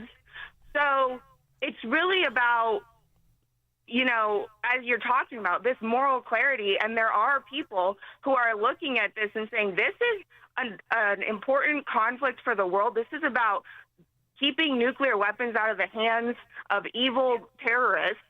And, if you're not willing to stand up for that cause and back behind it with at least some action, we may not want to be associated with you. Well, right. And for all of the moralizing about Ukraine from some of these Western European leaders, of course, as we discussed intermittently over the last few years, as that war has raged on, I mean, they're on both sides of the deal. I mean, they're not acting with moral clarity, regardless of their rhetoric. They're talking about and trying to mau the U.S. into providing more support for Ukraine. At the same time, they're buying oil and gas from Russia. So you're financing the Russians to wage war in Ukraine, and then telling America we need more support from you in terms of aiding the effort in Ukraine. Absolutely. I mean, you nailed it. The Europeans. I just read that Spain, who's been one of the most vocal of the countries condemning Trump and the whole Iran conflict, they spent 355 million euros on Russian oil in March, just recently. So they are funding the Russian machine that they constantly talk about. We're so helpless against these Russians. Please save us. No, you guys are funding the Russians. It's remarkable. Sierra Knock is foreign policy analyst, professor, and Trump campaign alumna. Her piece in The Hill, she was referencing, Europeans aren't prepared for what it means to align with Iran and Russia. Sierra, thanks so much for joining us. Appreciate it.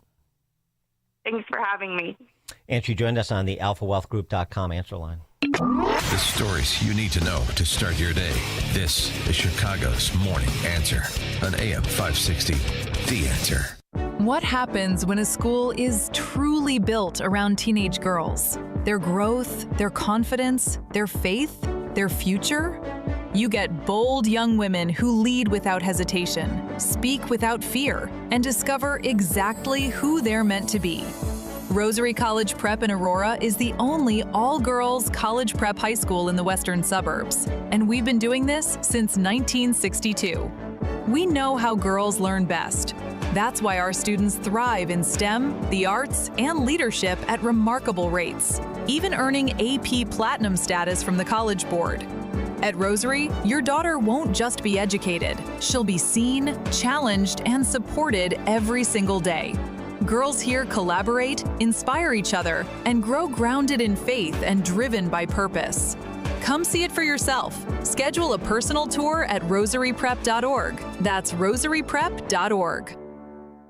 Mike Lindell and the MyPillow employees want to thank you for your great support this past year. They want to make 2026 the best year ever. So to thank you, they are giving you free shipping on your entire order and wholesale pricing. So they are bringing back the mega sale. For example, the classic MyPillows, regularly $49.98, now only $14.98. Turn any mattress into the best mattress ever with the Made in the USA MyPillow My Mattress Topper and save up to $100. Get a set of MyPillow Giza Dream Sheets for as low as $29.98 or the 6-pack towel set for only $34.98. To get the best specials ever, go to MyPillow.com and use promo code LIBERTY or call 800-489-0201 and use promo code LIBERTY. These offers won't last long, so call 800-489-0201 or go to MyPillow.com and use promo code LIBERTY. Order now and your entire order ships absolutely free. AM 560, The Answer. Well, I mentioned it, and we were able to dig up that clip. Bishop Fulton Sheen, 55 years ago now, on patriotism, Jefferson versus St. Jude's. Those are the two principles. And isn't it interesting that that particular government and those governments in the world that deny the existence of God are those that deny the existence of human rights? China, Iran. Now, let's go to Saint-Just. What did Saint-Just, and along with him Royer, what was their principle? Their principle was that in order to make people pass through a certain door, there was only one way to do it, and that was the way of terror. Confiscation of property and the destruction of rights and liberties. Saint-Just also said,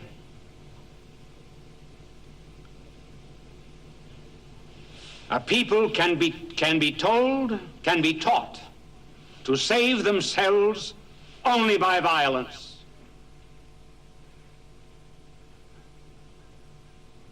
And the path to the establishment of every government must be upon a pile of corpses. That was the thing that Jefferson had to fight against when he wrote the Declaration of Independence. He knew it. It wasn't anything new.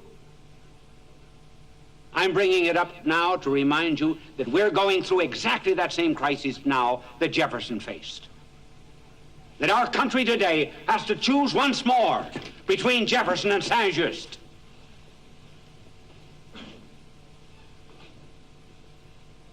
Which are we going to choose? And it's the question that remains to this day, as Clarence Thomas articulated. And boy, oh boy, I mean, you want to talk back to what I said before about the diminished quality of reasoning and thinking and scholarship and general knowledge. Bishop Fulton Sheen, per Peggy Noonan, won an Emmy for his TV show, more popular than Milton Berle's variety show. Can you imagine any theologian today having that kind of sway? Can you imagine enough people in America even understanding what the hell Fulton Sheen is talking about? And where is the intellectual leadership from the Catholic Church like Fulton Sheen? I mean, Robert Barron, Bishop Robert Barron, probably the closest. But maybe Pope Leo should revisit some of Bishop Fulton Sheen's talks so he can speak with a little bit more moral clarity and a little bit more emphasis about the threat that totalitarian governments, be they in Beijing or Tehran, pose to a free people around the world, pose to individual human rights and human dignity around the world. Let's check the headlines. Good morning. It is 50 degrees here in Chicago on AM 560 The Answer. I'm Stace Keene in the QC Kinetics newsroom. Southwest suburban New Lenox police are investigating a bomb threat at the home of Pope Leo's brother, John Prevost. Authorities say the threat was not substantiated and there were no explosive devices found. New Lenox Mayor Tim Balderman says the threat was sent by email. Additional police presence were posted on Prevost Street. Authorities are working to determine the source of the threat. Police say making false reports of this nature is a serious offense and may result in criminal charges. The IBM Illinois Discovery Accelerator Institute in Chicago is expanding. Since launching in 2021, the Discovery Accelerator Institute has delivered more than 230 research publications and advanced 20 active projects across AI, quantum computing, and other emerging fields. The expanded institute aims to give Illinois students, researchers, and companies access to advanced computing tools for work in fields like healthcare, clean energy, agriculture, and manufacturing. News is a service of American Beam and Steel, structural repair licensed contractors for your home and business. Search for American Beam and Steel online to schedule your consultation directly with the owner, Mark. American Beam and Steel. A check of the roads is coming up in 2 minutes on AM 560 The Answer. This week on Capitol Hill is the best way to get informed on everything going on with Congress. Hosted by Tony Perkins and the Speaker of the House, Mike Johnson. We have to find the handful of issues that all Republicans agree to, remembering I only have a 1-vote margin right now, so I have to get unanimity. But I'm convinced we can get a lot of this done and keep moving forward for the agenda. Stay informed and become a regular listener. This week on Capitol Hill, Sundays at 1 on AM 560. The Answer. Each morning, the newsmakers and the newsbreakers shaping today's conversation are heard on the AlphaWealthGroup.com answer line on Chicago's Morning Answer. When you need answers about what's happening in your world, you turn to AM 560 The Answer. And when you need answers about how to prepare for and protect your retirement, you turn to the Alpha Wealth Group, now the proud sponsor of the AM 560 Answer line, right here on Chicago's source for news, opinion, and insight. AM 560 The Answer.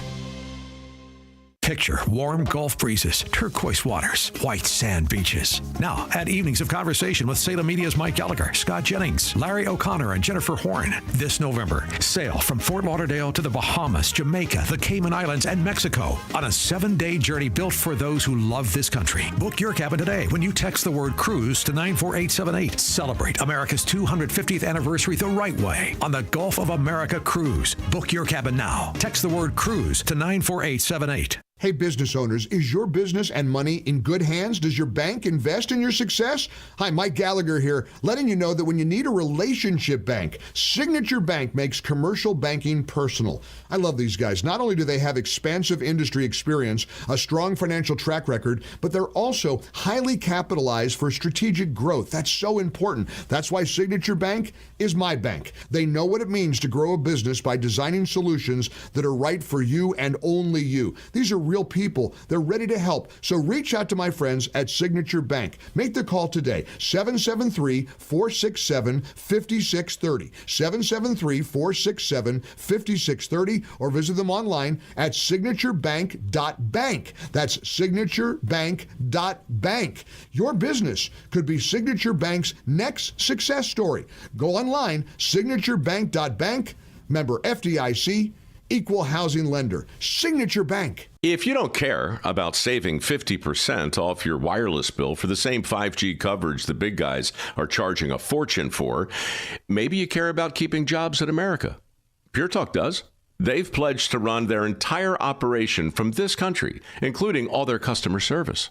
Or maybe you care about our nation's veterans. Pure Talk does. They've donated hundreds of thousands of dollars to America's Warrior Partnership, a fantastic organization working hard to prevent veteran suicide. Or maybe you care about closing America's skills gap. Pure Talk does. They're a proud supporter of MicroWorks. They're helping my foundation train the next generation of skilled workers. Don't get me wrong. Saving money's great, and you'll save plenty with Pure Talk. But if you want to be in business with people who share your values, dial pound 250. Say Micro, and switch to an American wireless company that actually stands for something. Pure Talk. Hair Volume from New Nordic will make your hair look thick and healthy. Hair Volume is available online at Amazon and NewNordicUSA.com or in the hair care aisle at your local CVS. Taking a look at the roads from the Team Hackberg Traffic Center, I'm Sue Aller. 16 minutes both ways on the Edens from Lake Cook to Montrose, 30 in, 37 out on the Kennedy from O'Hare to the Burn Interchange, 31 minutes inbound on the Ike from Wolf to the O Post Office, outbound is 22. You've got 42 minutes inbound on the Stevenson from Veterans Memorial to Lakeshore, outbound is 25. We also have the exit ramps shut down on the Stevenson for Cass Avenue for a long-term construction project, 22 minutes inbound on the Dan Ryan from 95th to the Burn Interchange, outbound is 11, hitting the brakes northbound Lakeshore Drive between Bryn Mawr Avenue and Hollywood Avenue. Route 53 northbound slows down between the Ike and Kirchhoff Road with repair work, and we're closed because of a flipped over car in Elmhurst on Route 83, both ways north of the Eisenhower and 3rd Avenue. This report is a service of Mothers Against Drunk Driving. For victims of drunk and drug driving, your grief is unique, but you are not alone. You always have a place at MAD. Call the 24-hour victim helpline at 877-MAD-HELP or visit mad.org. Chicago's Morning Answer continues next, but now the latest forecast from the Air Right Heating and Cooling Weather Center. Today will be very warm with clouds restricting sunshine. There will be fog in the morning, followed by increasing breeziness. Rain may impact the race by causing delays or shortening it. The high temperature will reach 81 degrees. I'm meteorologist Jason Caterina on AM 560, The Answer. Get the latest weather, traffic, and news updates online at 560theanswer.com. This hourly segment is brought to you by Goldilocks, offering 24/7 security solutions for homes and businesses. Call them today at 708-889-5600. Now, from the Signature Bank Studios. If you're looking for the latest news, insight into what it means, and the sharpest opinion, there's only one station in Chicago where you can turn, and it's this one. We're AM 560, The Answer. Top of the morning, Dan Proft here. The late, great humorist P.J. O'Rourke, among his many great books, Eat the Rich, a treatise on economics. It was supposed to be satirical. It's supposed to be adopted as the 100-day agenda of major city mayors, but apparently it has been. We know this all too well with BLM Brandon in Chicago. And Mr. Mamdani in New York is not to be outdone celebrating taxing the rich. Taxing the rich is an accomplishment, regardless of the impact or purpose. When I ran for mayor, I said I was going to tax the rich. Well, today, we're taxing the rich. I'm thrilled to announce we've secured a pied-à-terre tax, the first in New York's history. This is an annual fee on luxury properties worth more than $5 million, whose owners do not live full-time in the city. Like for this penthouse, which hedge fund CEO Ken Griffin bought for $238 million. This pied-à-terre tax is specifically designed for the richest of the rich, those who store their wealth in New York City real estate, but who don't actually live here. But even so, they're able to reap the huge financial rewards of owning property in, dare I say, the greatest city in the world. And most of the time, these units are sitting empty, since again, they don't actually live here. This is a fundamentally unfair system that hurts working New Yorkers. Now, it's coming to an end. This tax will raise at least $500 million directly for the city. It'll help fund things like free childcare, cleaner streets, and safer neighborhoods. As mayor, I believe everyone has a role to play in contributing to our city, and some a little bit more than others. Happy Tax Day, New York.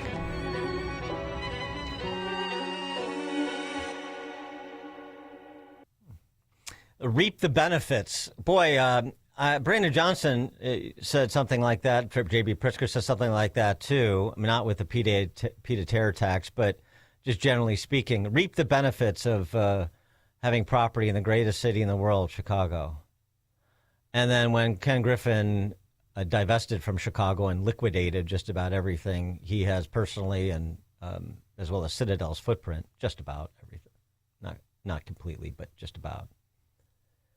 He took the place he had on Walton. I mean, he lost something like $40 million nominally on the property he purchased versus what he was able to sell it for. And I suspect that probably the same thing is going to happen to his place in New York.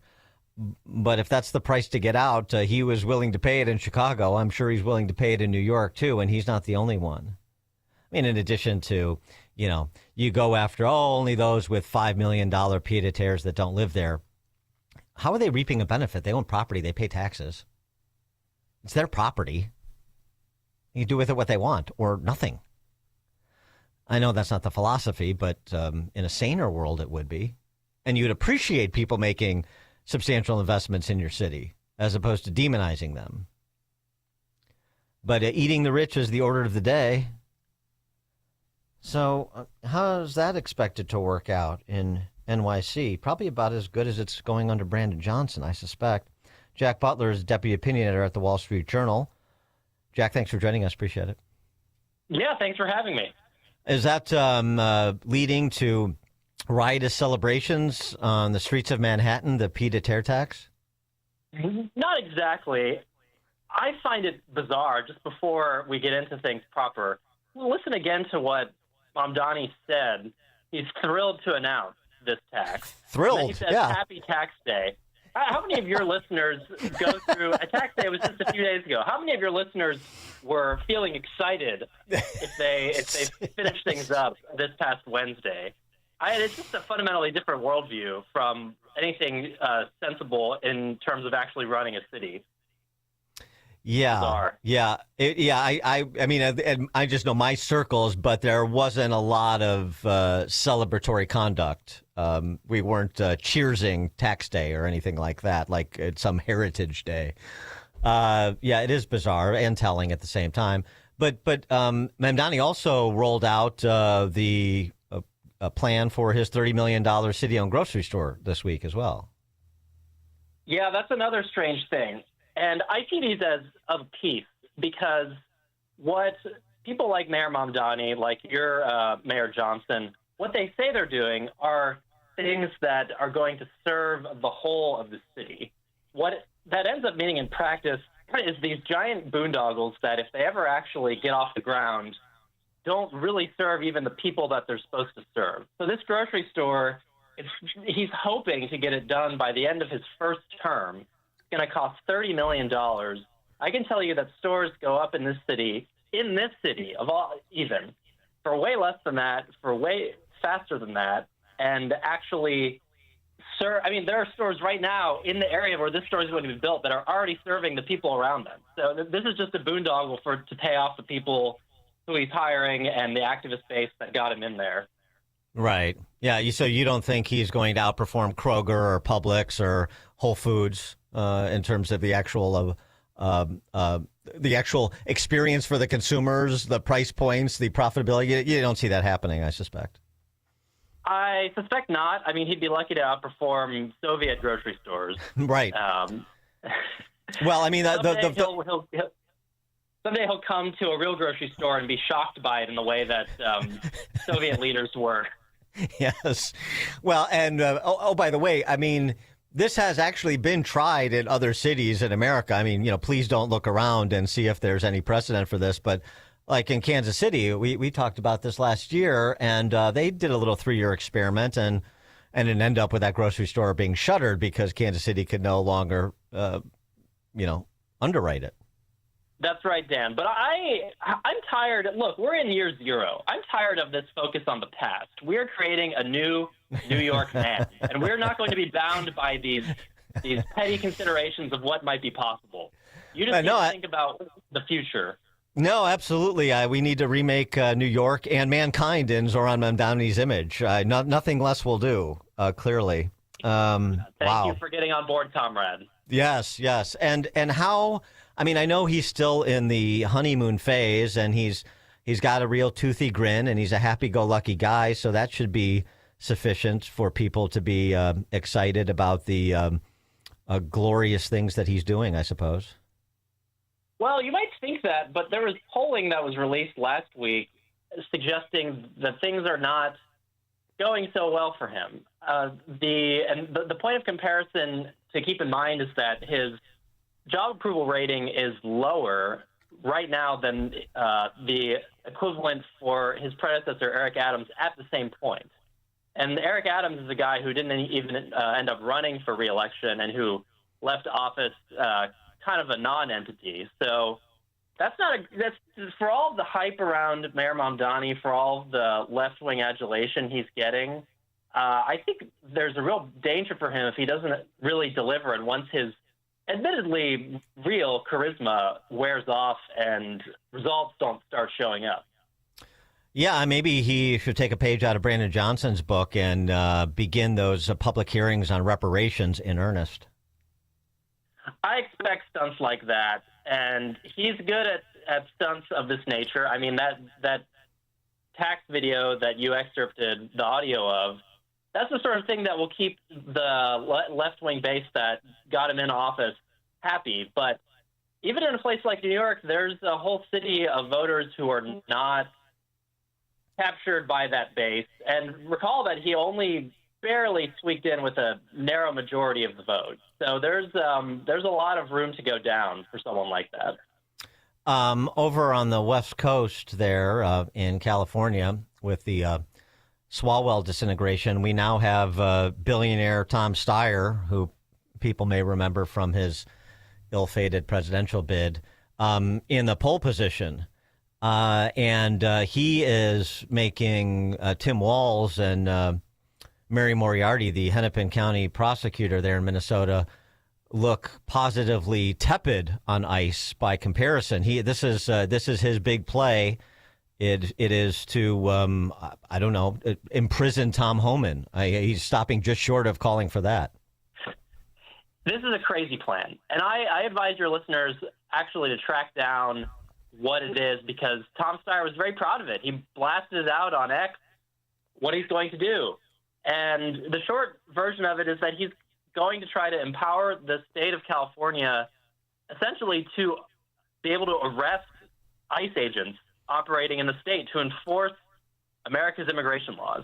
I kid you not. It's all there. He lays it out. He's not even – give him credit for not trying to hide it in euphemism. I mean, some of his justifications are euphemistic in my view, but the plan itself, he's straight up saying, we will arrest these people, and the people who have been detained by them, we will release, using state resources to do it. And this is just asking for the kind of confrontation between state and federal governments that has a really odious history in American politics, a dangerous history. But he wants it. That's what he is proposing. Well, right. And Mary Moriarty in Hennepin County, she announced arrest warrants for 2 ICE agents that she's accused of assaults, basically.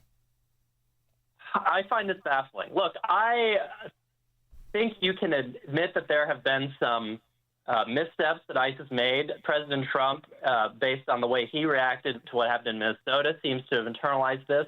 You can say that while at the same time being in favor of immigration laws, but the left increasingly seems to believe that no immigration law is valid, that you can't actually have that kind of law in this country and have it be an acceptable form of legislation or of our legal code. And that is an unsustainable trend. So of course, everybody has divested and rescinded their endorsements of Eric Swalwell, but I haven't seen full-throated endorsements of Tom Steyer as their choice. I assume that's coming because what's the other option? Katie Porter. And of course, Tom Steyer can self-finance, can write checks to other people. He makes the job a lot easier, doesn't he, for them? Yeah, I've noticed that maybe a handful of the interest groups that had started to mobilize behind Eric Swalwell have begun to move towards Tom Steyer.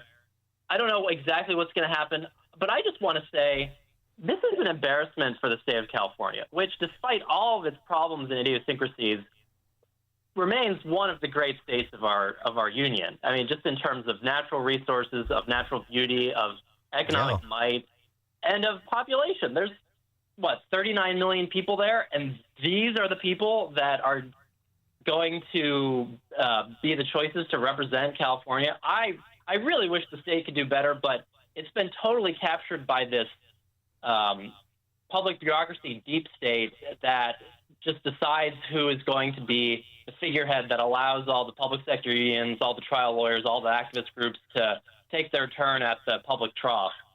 And it's really sad because this is a great state. It's the state that gave us Reagan. And now this is what it's offering. I'm very sad by that. We feel the same way about the state that gave us Lincoln. So, we know the feeling. How sanguine are you? I keep going back to this because I still think we're in the very early stages. So it's difficult to predict. And I don't want to get too optimistic and then be forlorn. But how sanguine are you about the public benefits fraud investigations? Not just the task force, but what U.S. attorneys are doing, whistleblowers in state governments, including in Minnesota. That this public benefits fraud could pierce through and actually get people that may not like Trump to decide we can't just keep doing this with this same cast of characters. We have to shift the paradigm at least a little bit. I think we are only at the very beginning. As modest as it may be to claim that, given all of the fraud that's already been unveiled, I think we're only at the very beginning, the tip of the iceberg of all of the chicanery that blue states are up to. So the more that's exposed, I think the more even the kind of voter who has been content to reelect more or less the same class of Democratic leadership might stop and think, is this system actually designed to serve me? Because at this point, you really have to wonder, is the system as it currently stands designed just to serve these groups? Is it working as intended, and the fraud is not some kind of accident, some kind of oversight, but an intentional purpose of the way these governments are set up? And the more voters realize that, I think the angrier they'll get, and the more willing they'll be to upset the status quo. So I'm hopeful in the long term, but it is kind of depressing that you have to get to the point where millions, even billions of taxpayer dollars are just sort of flying out the door with no accountability before people wonder, hey, where's our money going? Mm-hmm. Jack Butler, Deputy Opinion Editor at the Wall Street Journal. Jack, thanks so much for joining us. Appreciate it. Yeah, thanks for having me. And he joined us on the alphawealthgroup.com answer line. The more you listen, the more you'll know. This is Chicago's Morning Answer. Morning Answer on AM 560. The Answer.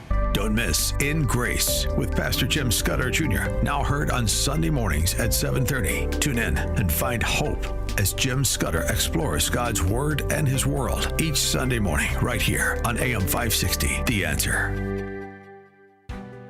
For 25 years, Applied Mechanical Sales has kept Chicago's commercial buildings warm and running smoothly. From schools and churches to high-rises and hotels, they provide the boilers, water heaters, and exhaust systems that contractors and engineers count on. Whether it's a replacement project or a new construction, Applied Mechanical helps you select the right equipment, standard or high efficiency, for your specific application. What sets them apart? They match the right Camas equipment to your building's exact needs, so it performs flawlessly through Chicago winters for the next 15 to 20 years. And they don't disappear after installation. Applied Mechanical ensures your systems run at peak efficiency year after year. Are you a degreed mechanical engineer looking to lead a growing sales team? They'd love to talk to you.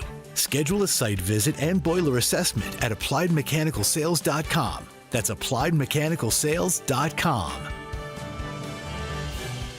Platform safety is critical at your commercial and industrial facility. Keeping people safe and meeting OSHA requirements isn't optional. That's why Vans Industrial offers free platform inspections by professional structural engineers who know exactly what to look for. Problems with platforms, ladders, or stairs can lead to costly fines or worse. Vans Industrial helps you meet OSHA standards to protect people in your facility. Hi, I'm Dave Van Camp, president of Vans Industrial. With decades of experience, I bring long-standing industry knowledge from inspecting, correcting, and replacing countless platforms to make facilities safer.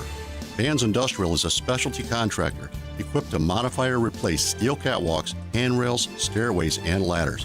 Our union building trades professionals fabricate and install high-quality steel systems that create safer work environments. Call 833-VANS-IND for a free platform inspection by professional structural engineers. See what else we can do for you. Visit vansindustrial.com. That's VANSindustrial.com. Advantage Gold, America's #1 precious metals company, is sounding the alarm that a storm is coming and that now is the time to diversify your portfolio before it's too late. That's why we're offering an emergency gold and silver protection kit valued at $49, absolutely free for anyone who calls today at 800-900-8000. This kit includes critical information for investors with a retirement account seeking to own physical gold and silver, but want to do it tax and penalty free. Advantage Gold has helped investors protect and secure their wealth with physical gold and silver since 2014. Call Advantage Gold now at 800-900-8000 and we'll rush your emergency gold and silver kit plus a free copy of Ken Rogoff's book, Our Dollar, Your Problem. See how gold and silver can help you protect and secure your wealth with the help of Advantage Gold. Results vary. Consult your tax advisor before investing. Call 800-900-8000.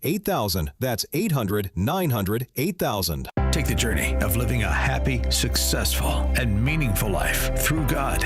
Listen to It's Time with Dan Lights, Sunday mornings at 9 on our sister station, AM 1160. Hope for your life.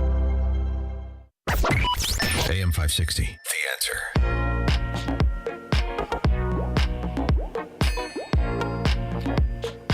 All right, coming up at 8:08, we're going to talk to Steve Kersh, tech entrepreneur and philanthropist, executive director of the Vaccine Safety Research Foundation as well. RFK Jr. Grilled on the Hill again by members of Congress, accusing him of not being a medical doctor. He had a response. We'll pour over that with Steve Kersh at 8:08. It's now 8 o'clock on AM 560 WIND Chicago. There could be more U.S.-Iran talks this weekend. I'm Dave Anthony, Fox News in Pakistan, and President Trump's even suggested if there's going to be a deal to end the conflict, he might even go, saying in Las Vegas last night. The war in Iran is going along swimmingly. We can do whatever we want. As the U.S. military blockade on Iran's ports in the Strait of Hormuz continues a fifth day. The president also announced a 10-day ceasefire between Lebanon and Israel, which does include Hezbollah. I talked to one of our producers in Jerusalem a short while ago. She says both sides seem to be complying right now. President Trump says he's also invited Israeli Prime Minister Benjamin Netanyahu and the president of Lebanon to the White House for a meeting as well. Fox's Matt Finn in Dubai. And now something else the president calls serious stuff. 10 scientists have either gone missing or died the past few years. But he did not reveal whether he believes that they are all connected. The most recent disappearance involves William Neil McCasland. McCasland oversaw some of the military's most advanced and highly classified research systems. His wife said he'd been experiencing what he called a mental fog before vanishing from his home, leaving behind his phone and prescription glasses. He previously worked on UFOs. Fox's Jackie Heinrich at the White House. At the House, a vote after 2 o'clock this morning. Is there objection to the consideration of the bill? And there wasn't any, so after a night of dissent, unanimous consent. Without objection, the bill is engrossed, read a third time, and passed. Approving just a 10-day extension of a controversial FISA provision on foreign surveillance considered a key anti-terror tool. Attempts for longer extensions were voted down. Some conservatives are pushing deeper reforms. They want warrants for searches and prosecutions for alleged FISA infractions. But even the president's push for an 18-month bill did not convince some Republicans. Fox's Chad Pergram. Democrats will soon have another member in the House. Anna Lilia Mejia won a special election in New Jersey to fill a vacant seat. America's listening to Fox News.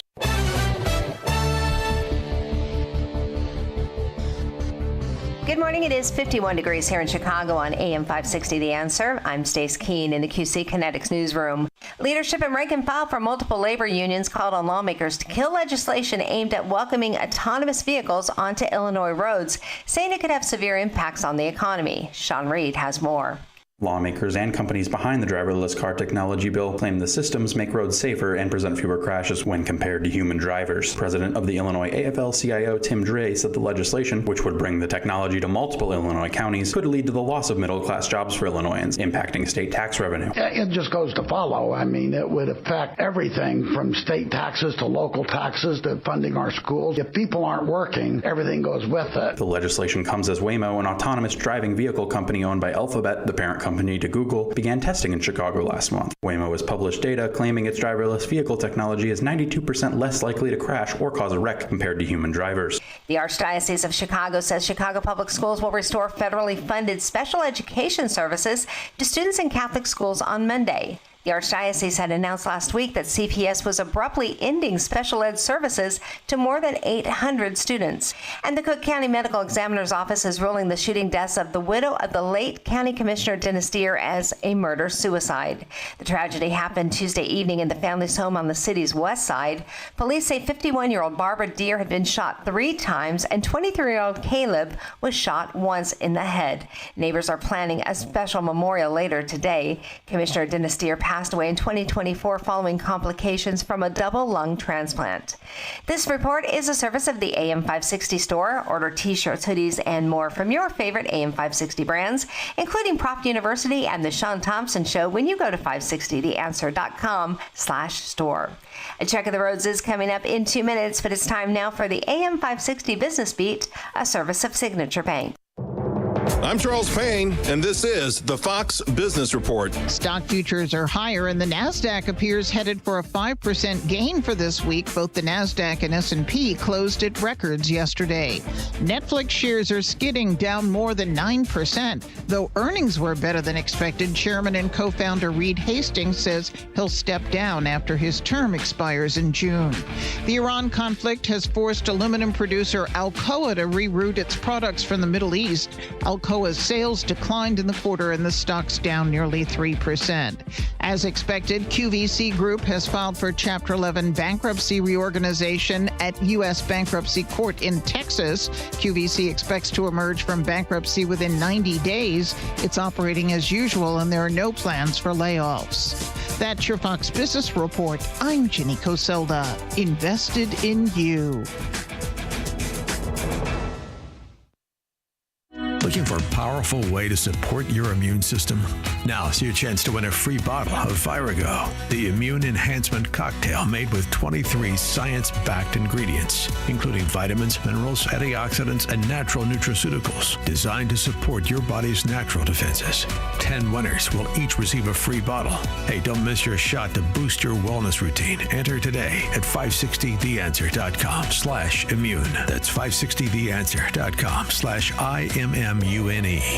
The new Russell apartment sofa is Penny Mustard's greatest optical illusion. How so? The Russell appears to be the perfect pint-sized sofa to fit any small living space. Yeah? But behold, the 3 of us can comfortably sit together without feeling cramped. No way. Try it. Okay. See? Wow, you're right. Seeing is believing. You know this is radio, right? Just squint your ears, you'll see it. The new Russell apartment sofa, starting at $20.81 at Penny Mustard. 6 Chicagoland showrooms. PennyMustard.com.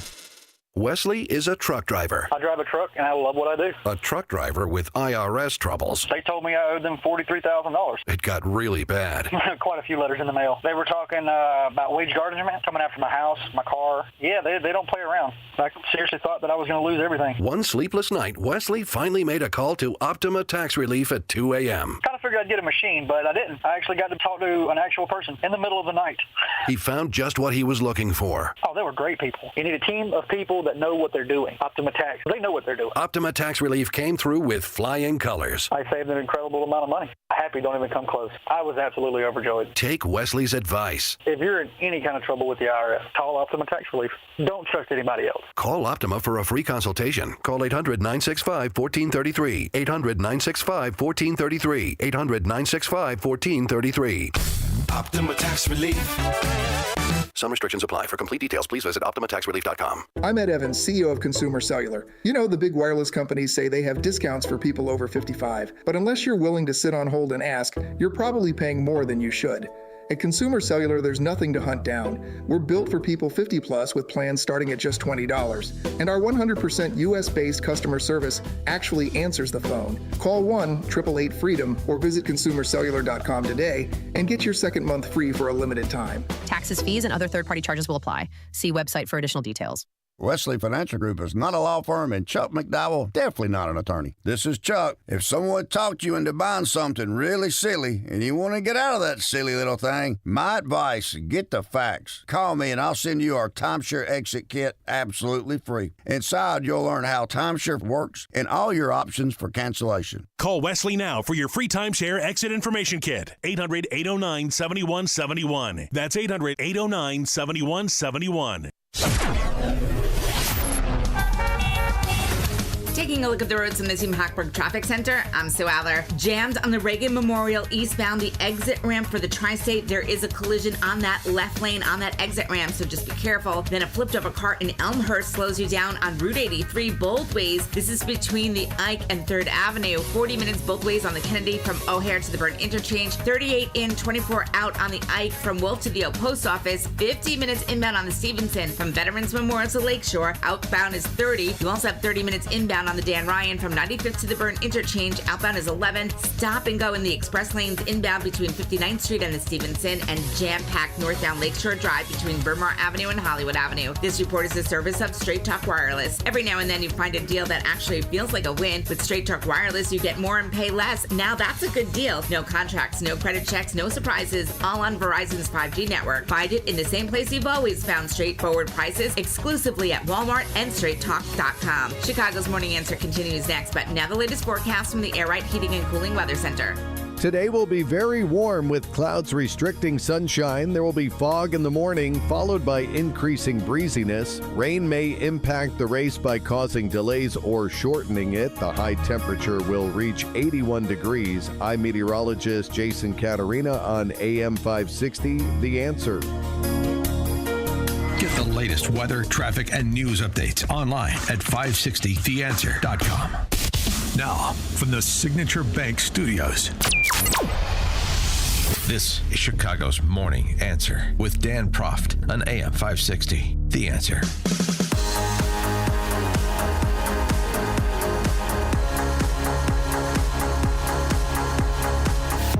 Top of the morning, Dan Proft here. I'll give him this. It was a game effort. I'm talking about Texas Congresswoman Lloyd Doggett. He's a neo-Marxist. In a committee hearing with HHS Secretary RFK Jr., trying to flip the script when it comes to Medicare and Medicaid fraud. It's RFK Jr.'s fault, you see. Fired everybody in my agency except for 6 people who were involved in program integrity. In fact, under your leadership, you have suspended the very people at CMS who are responsible for overseeing any fraud in the program. But we've done more to combat fraud than any administration. If you want to filibuster, go to the Senate. But would you please try to answer my question, sir? Have there been any new complaints against these 850 brokers? As I said, I'm happy to talk to get my staff to contact. I'm not asking if you're happy to talk. I just want to know the answer to my question. Have there been any new complaints of fraud against these people? I don't know why those people were reinstated. For as far as I'm concerned, it may be because of a lawsuit. I have to check on that. Well, I wish I can guarantee you there is no administration. Reclaiming my time, sir, as it runs out. It is very troubling that the only fraud that Chairman Smith referred to as a smoking gun to deny affordable health care credits, put the blame on the mother that was trying to protect the sick child, that nothing was done about that, and the Secretary still doesn't know much of anything about it. As far as fraud, Paul Wazak is one who had $10 million of wages that he kept, some of to buy a $2 million yacht. His mother contributed to the Trump campaign.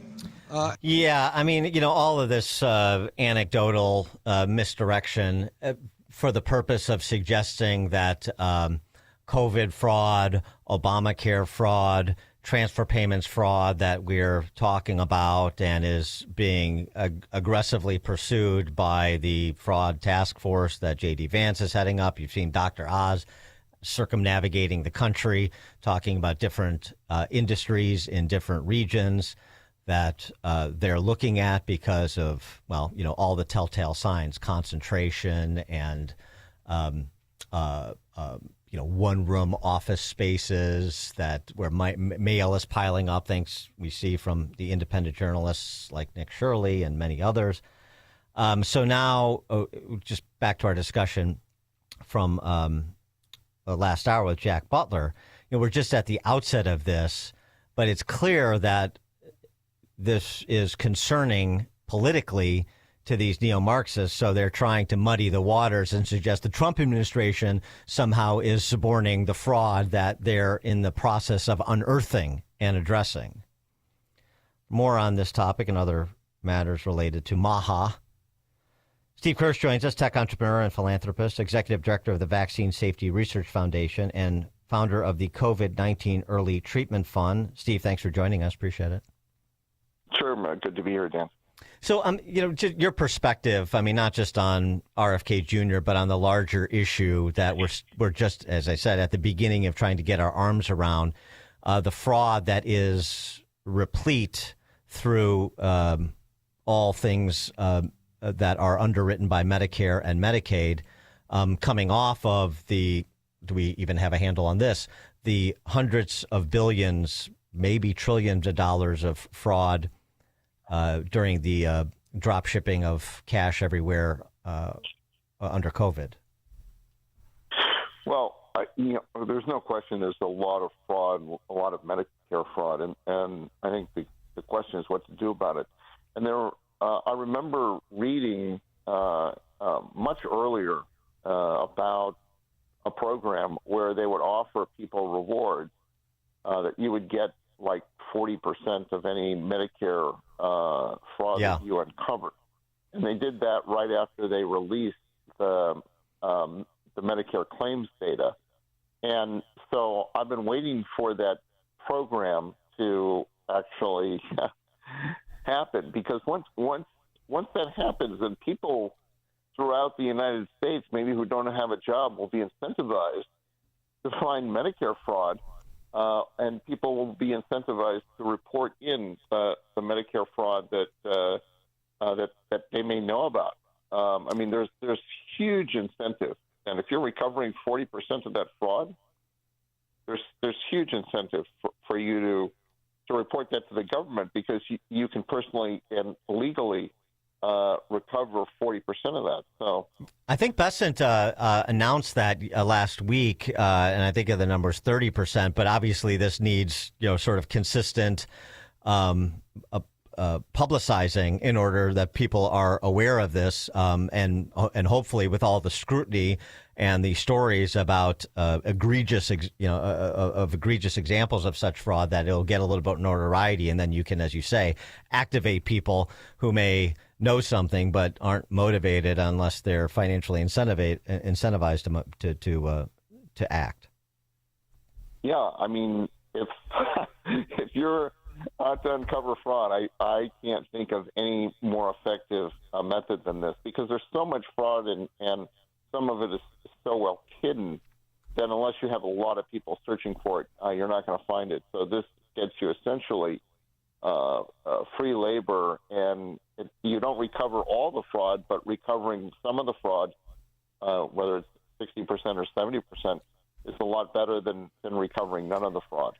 One of the things that we talked a lot about with respect to Trump's second term, reckonings, lawfare reckonings. One of the reckonings was COVID and all the policies, the ham-handed and authoritarian policies that were instituted during COVID, in addition to all of the money that was flying around.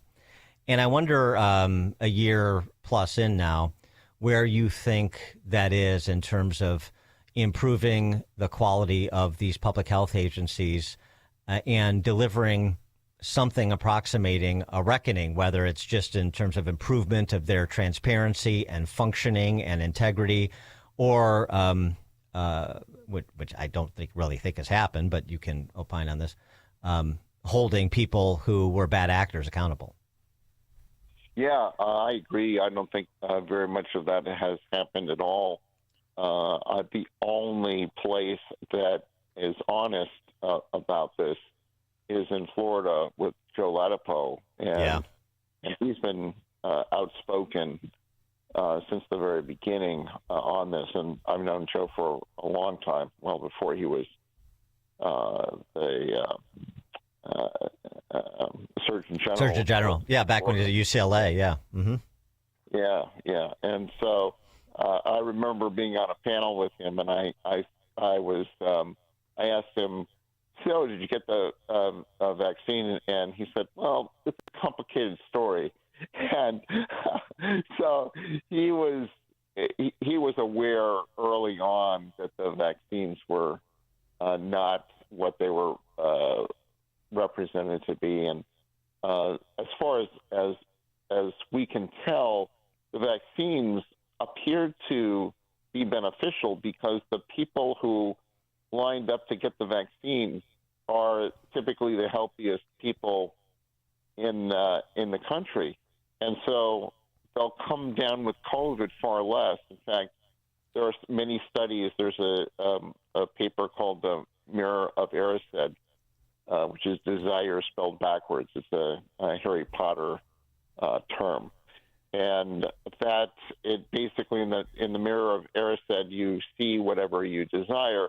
And so this paper talked about there's a 5 times difference between the mortality of the vaccinated versus the unvaccinated, where the unvaccinated typically die at 5 times, or can die at up to 5 times, or even more in some countries like Hong Kong, than the vaccinated. And so when you have a disparity like that that's 5x, that allows you to claim that you have a vaccine with an 80% efficacy against death when in fact it does nothing.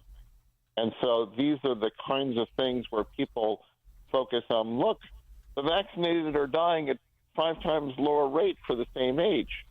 But they never mention or even look at the fact that, well, yeah, but that's true during non-COVID too.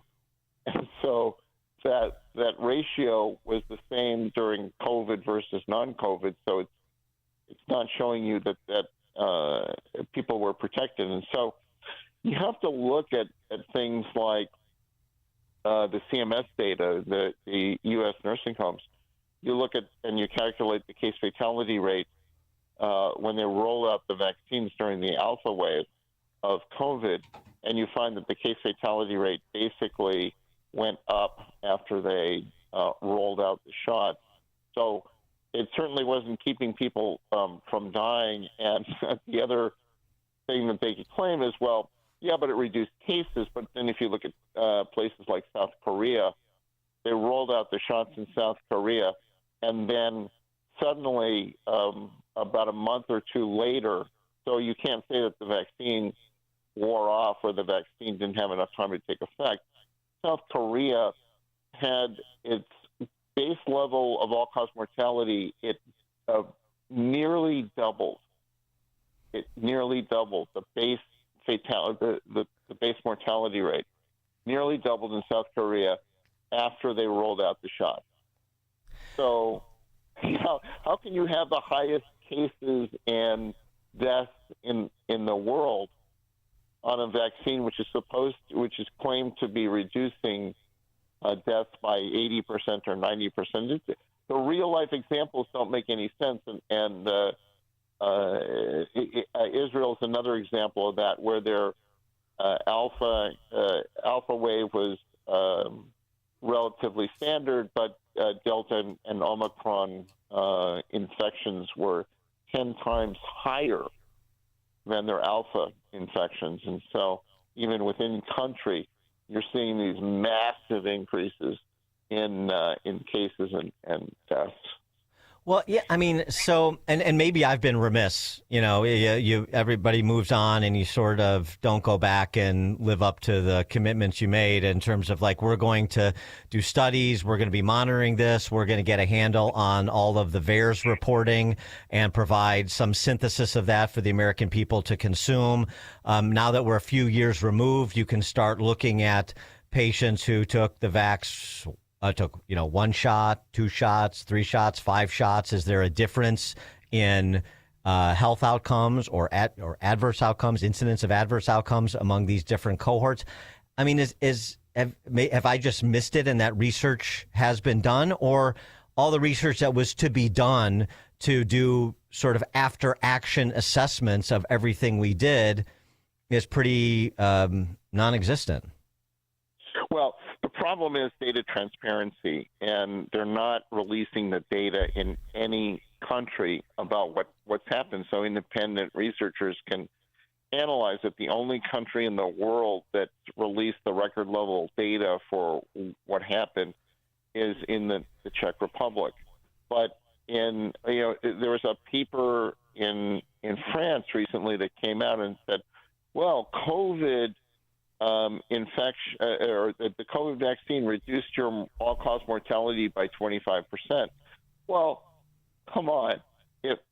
So again, this is the healthy vaccine effect operating, and there's a great paper by Obel that looked at the Danish registry data, and what they did is they matched up people one to one, and they discovered that they couldn't overcome this what's called the healthy vaccine effect, and so they said, well, we really don't know what's going on, and the only way we're going to tell is through randomized trials, because this healthy vaccine effect is so large that we can't tell you whether the vaccine was successful or not. And recently, Vinay Prasad wrote a memo at the FDA, which was disclosed by the Washington Post, and it was so it's out there, it's public, everyone can see it. And in that memo, he says, well, at least 10 children were determined to be killed by the vaccine, and so first of all, that should be a disaster. And I don't think anybody on the panel, on that Senate panel, talked about the 10 kids that were killed by the vaccine, because what I heard is that 9 people died from raw milk, and therefore Secretary Kennedy should take raw milk off the market. And Secretary Kennedy says it's not regulated by the FDA; it's regulated by the states, so he can't do that. But they considered nine deaths in the country to constitute grounds for taking raw milk off the market. But 10 kids being killed by the COVID vaccine, there was no problem with that. Well, what's your assessment of? Trump just named this new director of the CDC, Dr. Erica Schwartz from Brown University. She's a graduate of Brown University Medical School. I think she served in the military as well. But then the combination of her now and those who've been around longer, like Makary and Jay Bhattacharya and RFK Jr. I mean, these, especially Makary and Jay Bhattacharya, were some of the leading lights in the medical profession. The Barrington Declaration and all of this, and this is all just sort of dissipated to my level of understanding. And we want assessments of what the impacts were, and I would think that people who did take 1, 2, 3, 5, 7 shots would want some understanding of what the public health community understands about the long-term impact. Right, and that is a taboo topic because apparently it's not popular for midterms, so they're being told not to talk about it. When Kennedy was on Rogan, he didn't mention the word vaccine, and so they're basically being constrained because they don't want to lose their jobs. And so we're not seeing any accountability here. And Trump still views the COVID vaccines as one of his greatest accomplishments. So if it seems counter that he would allow them to take his greatest accomplishment off the market, because that would be a black mark on his record. So I don't think it's going to happen during his term. And it's not because Secretary Kennedy doesn't want to take the vaccines on the market. It's because the president doesn't want to have that happen. So that's a problem. Yeah, that's a problem. I'm surprised too. Like Rand Paul, Rand Paul, who was out for blood when it came to Tony Fauci, but he's apparently moved on as well. I mean, we talk about the deep state actors, and we know some of the things that Francis Collins and Tony Fauci said were untrue, and spectacularly so. Some were wrong, some were untrue, and seemingly knowingly untrue. Even Redfield has essentially conceded that, or he did, sort of during the campaign, and he's sort of gone away too. But it's just like, it just seems like everybody is moving on, and whatever happens, and it'll just be people sharing anecdotes, and it's just still a cloudy picture. And there's still no accountability. Like in the Pfizer trial, if you pour through the clinical trial, these supposed to be randomized clinical trial documents, you find that there is a 5 times greater exclusions if you were in the vaccinated arm versus in the placebo arm. And this is in protocol exclusions. And so those should be exactly matched or close to exactly matched if it's truly randomized. And there was a 5 times difference, and it was the difference between 60 versus 300. And if you do the statistics on that, you find what's called a Z-score of about 19, which means that it's 19 standard deviations off of random, which would be 50-50. And that means that the exclusions were not random at all. They couldn't be. They couldn't possibly be random. So the quote unquote randomized trials were cooked, is what you're saying. It certainly seems that way, and it's interesting that the Senate panel isn't asking any questions at all about the scientific integrity of these trials. And of course, there's even more troubling is the story of Maddie Daguerre, who was in the 12 to 15-year-old Pfizer trial. She was paralyzed less than 24 hours after her second Pfizer shot. And so the FDA actually, I got the FDA. I talked to Janet Woodcock of the FDA, and she talked to Peter Marks, and Peter Marks then talked to the drug company, and the drug company said, well, her injury wasn't vaccine-related, which might be plausible, but the problem is that the drug company actually never talked to Maddie Daguerre. So how can the drug company say that it wasn't related to the drug if they didn't examine the patient? No medical records. Yeah, right. Well, and maybe part of this too is, the Trump administration has other interests in terms of relationships with the drug companies on drug pricing, and Trump has got some concessions there, and Trump RX and all these things. And so now that we're allied on some things, we don't want to make anybody uncomfortable on other things. It's very uncomfortable if the vaccines have killed more people than they've saved. And we rolled out a program that basically did the opposite of what was claimed. And not only did we roll it out, but we made it mandatory. And we saw some, really troubling statistics, such as in Q3 of 2021, when more the working age people were basically told, hey, if you don't get vaccinated, then you're not going to have a job. Yeah. And insurance companies were seeing record high. I mean, this is like doubling of mortality in Q3 of 2021 when these shots were mandated. So, and people aren't talking about it. The insurance company executives have said, well, we don't know what caused it, but it wasn't COVID. And whenever they say we don't know what caused it, but they can exclude something they want to exclude, yeah. Yeah, you can pretty much know that that's a code word for the vaccine. This is just like in 1934, there was this outbreak of polio-like disease in Los Angeles County General Hospital. And to this day, it's unknown as to what caused it. And when you actually do the research, you find that they were given this vaccine for polio to the hospital workers. But again, you can't blame a vaccine, and so therefore the cause is unknown because you're not allowed to blame the killer. Very frustrating. I guess, just hiring back the people in the federal government that were fired and police and elsewhere. I guess that suffices, and life is for the living, and we move on. I don't know. Steve Kersh, tech entrepreneur and philanthropist, executive director of the Vaccine Safety Research Foundation, and founder of the COVID-19 Early Treatment Fund. You can read his writings at KershSubstack.com. Steve Kersh, thanks for joining us again. Appreciate it.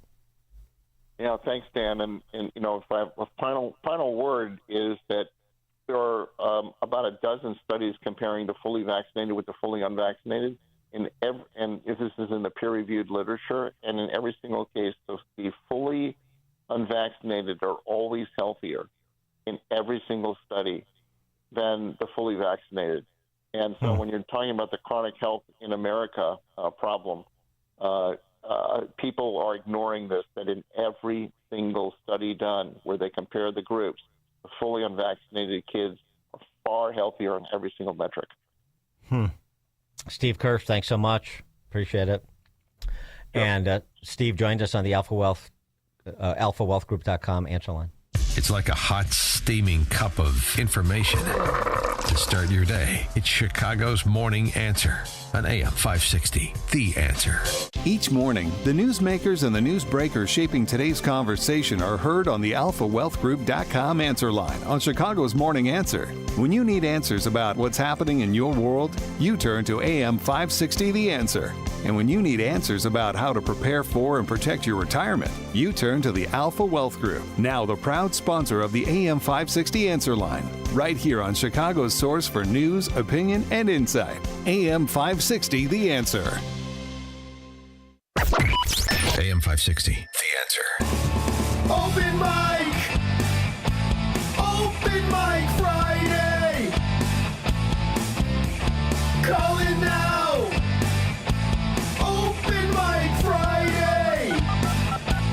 Top of the morning, and Dan Proft here. And yes, it's that time of the week, Open Mic Friday, where we take your calls and texts with comments, compliments, concerns, criticisms, general crack pottery. We'll take it all. 312-642-5600, the alphawealthgroup.com answer and text line. And before we commence, we have some news that just came over the transom. The Strait of Hormuz is completely open and ready for business and full passage. President Trump posting on Truth Social.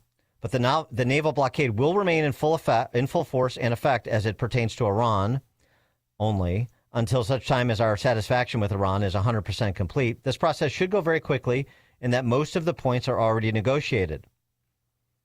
Okay, so if he was right about what he said yesterday, we've got an agreement in principle on no nukes and a return of a turnover of the enriched uranium, and the Strait of Hormuz is open, and they're going to stop threatening piracy, as Pete Hegseth talked about yesterday, then maybe we're looking at a relatively short horizon for this to be over and America withdrawal. We'll see. I mean, you trust but verify, obviously.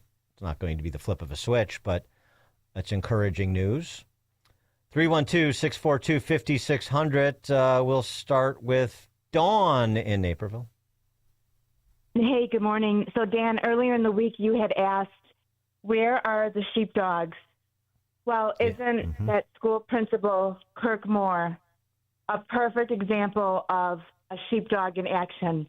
And, regardless of who you are, the Pope, President Trump, one day we're all going to have to go before God.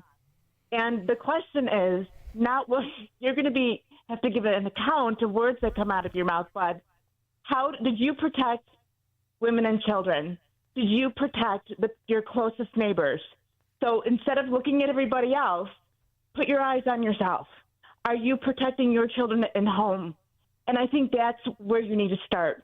And your children and their testimony of how you are as a parent is the most important thing. So that's what I would say. Well, what was your reaction? So that was in reference to the story we discussed yesterday about a lawsuit that was filed alleging that a 15-year-old girl with Down syndrome was sexually abused by a teacher there, and this is in Libertyville, Libertyville High School. And Libertyville High School administrators had some knowledge of this teacher's past bad behavior, and they did not report the allegations, and they said they'll handle it internally. And they didn't really handle it internally. They put him on like leave and a long-term substitute and so on and so forth. And so now it's the subject of a lawsuit. What was your reaction to that story? That mom, can you imagine if you were that mother? I can imagine if I was that father, and I would be. The way that we treat people with disabilities. So that's a perfect example, Dan. So in other words, if you're the governor of a state like Illinois that ranks last for funding, if you really care about people, you don't put your eyes on what the federal government is doing. You take a look at your own house. How is my own house running? And that's the key. And that mom, I cannot imagine how angry and how hurtful she must have been, and her poor daughter. So it's much better to be transparent on the front end and communicate to that parent of what's going on. And when you don't do that on the front end, chaos is just going to keep producing on the back end. So they need to take ownership of it. Mm-hmm. Immediately. Thanks for the call, Dawn. Miles in the Western Burbs. Hey, Dan, I appreciate your having that expert on. It's always killed me with COVID that they're talking about the adverse reaction. And with all the data they have of tracking people down to the lot number who got the injections and the electronic reporting of records down to diagnosis codes and everything else, they shouldn't have to wait for people reporting reactions shortly after the shot. They could do the analysis of the AFib and other complications that Cleveland Clinic is talking about with just the data down to the lot number and the person's age and everything else. But no one's talking about doing that research to get some hard science and numbers. You know, limiting yourself to people who report problems is only the tip of the iceberg. There's a whole bunch of data that AI could probably run through in a matter of days across the country. Yeah. Thanks for the call, Miles. I agree. Well, that's why, what Steve Kersh had to say, and he follows this a lot more closely than I do, about the lack of transparency with respect to data, in the Western world, I guess, with the exception of the Czech Republic, so that researchers can pore over it and conduct studies and have them peer reviewed and see if we can find some answers to the questions that people have about what happened and what might still happen to those people who got multiple jabs. Yeah, I would think that'd be relevant, but I guess, people are, we talked about this a lot. People are just ready to move on. We'll just move on and put this ugliness behind us. All the talk from the COVIDians of, let's not get cross with one another over who was mandating what masks and preventing people from visiting sick relatives and punishing kids intellectually, socially, and emotionally in terms of their development by holding them out of school. Let's not start ascribing blame. Let's just all say it was a difficult time and some mistakes were made and we're through it to the other side and let's carry on like nothing happened. Yeah, it's frustrating. I concede the point. Bill in Dyer with some delayed thoughts on the Masters. Yeah, just on Friday we're allowed to talk. Yeah, on exactly. any subject. So, right. All right, but three or four things. Number one, the course. That has got to be the most beautiful place on earth. I mean, the work they do on that place, and you could see it, you could tell it. I'd love to just walk through sometime and just see it. I don't golf, never did, never will. Love watching it on TV though. If I could just let me interrupt that, and then you can continue. Yeah. So I went for the first time last year, the practice round, as I mentioned on the show, and I mean, you cannot believe how well manicured that place is. I saw guys with like something that looked like nail clippers clipping the grass around the traps. It's insane. And I'll say again, it is the most efficiently run major sporting event that you will ever attend, and it's not close. And it comes through on TV. And the other one is some of the camera angles that they set up, it looks like there's two guys out on the golf course. You don't see the 4,000 or 5,000 people behind the camera. And the way they set up the shots was fantastic. The crowd is another thing. That's got to be the classiest sporting event on the planet, without hands down. And except when Jason Kelsey is there, yeah. Yeah, that's true. And the last thing is, you could see a lack of cell phones. I've heard that they're not allowed on the course. Not allowed on the course. And not allowed on the course at all. And when you get down to the end there, and you see all these people standing there. Any other sporting event, everybody'd have that phone up trying to record it because it's not available any other place but his own phone. It comes through. It comes through. It was great to watch. It was. Always is. Thanks for the call, Bill. Yeah, you can't have cell phones. You can take like a old school camera, like like the Kodak box camera, like that. You can have that on the course, but no phones, and no running, and no phones. By the way, Mark Calcavecchia found out the hard way. He got bounced. Mark Calcavecchia got bounced for having a phone on the course. Yeah, it's a tight ship, to say the least. Lou in Western Pennsylvania. I have the top 5 reasons Dan Proft is still single. Okay, let's hear them. Number 5, he found out that the real meaning of MAGA is making alimony great again. Number 4, his prenup agreement includes 4 days a week and weekends of unlimited golf. Number 3, he kept bringing up his first girl-boy thing with golfer Laura Baugh. Number 2, try as he might to identify, he refused to disclose his pronouns. And the number 1 reason Dan Proft is still single, he has intelligence. All right. Thanks for the call, Lou. Appreciate it. Eduardo, Tampa Bay. Yeah, good morning, Dan. Spain didn't learn anything from 2004 from those train bombings, and now they're going to let 500,000 migrants into the country. What a darn shame. Yeah, civilizational suicide. Thanks for the call, Eduardo. Roger, DeKalb. Hey, Dan. Yeah, just quick point about the absolute uncompatibility of theocratic Islamic Sharia law and Marxism, neo-Marxism, progressivism, whatever you want to call. The Islamic mullahs believe you worship their God or you're nothing, you're chattel or you're dead, where Marxists believe religion is the absolute worst thing on planet Earth because it keeps people from rising up against their oppressor. So, but the only philosophy they share in common is the belief that they can use useful idiots to their advantage to advance their cause.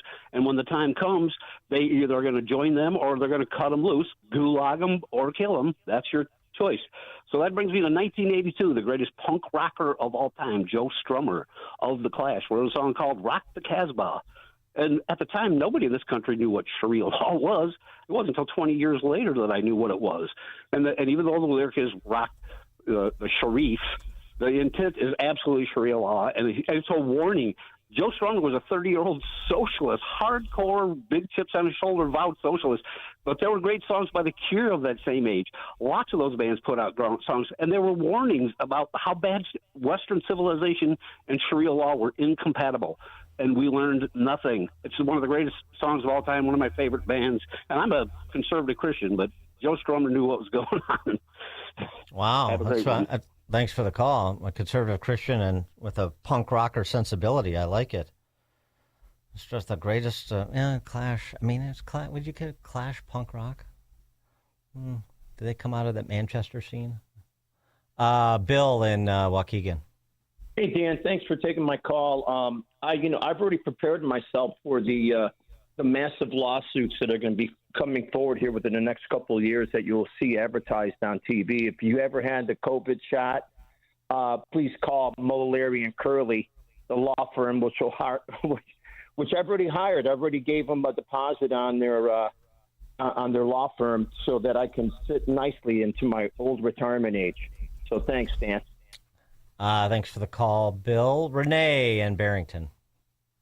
Yeah, hi, good morning. Okay, how about awful and their useful eunuchs. Offals and their useful eunuchs. Okay. Oh, useful eunuchs is going to be the complement to offals, the male version of the offal or raffle. Yeah, the suburban dads who follow their offals around with their tails between their legs. Yeah, you know all about that in Barrington these days, don't you? Absolutely. I live it. I live it every day. Barrington's another leafy suburban community that's fallen. Karen in Beecher.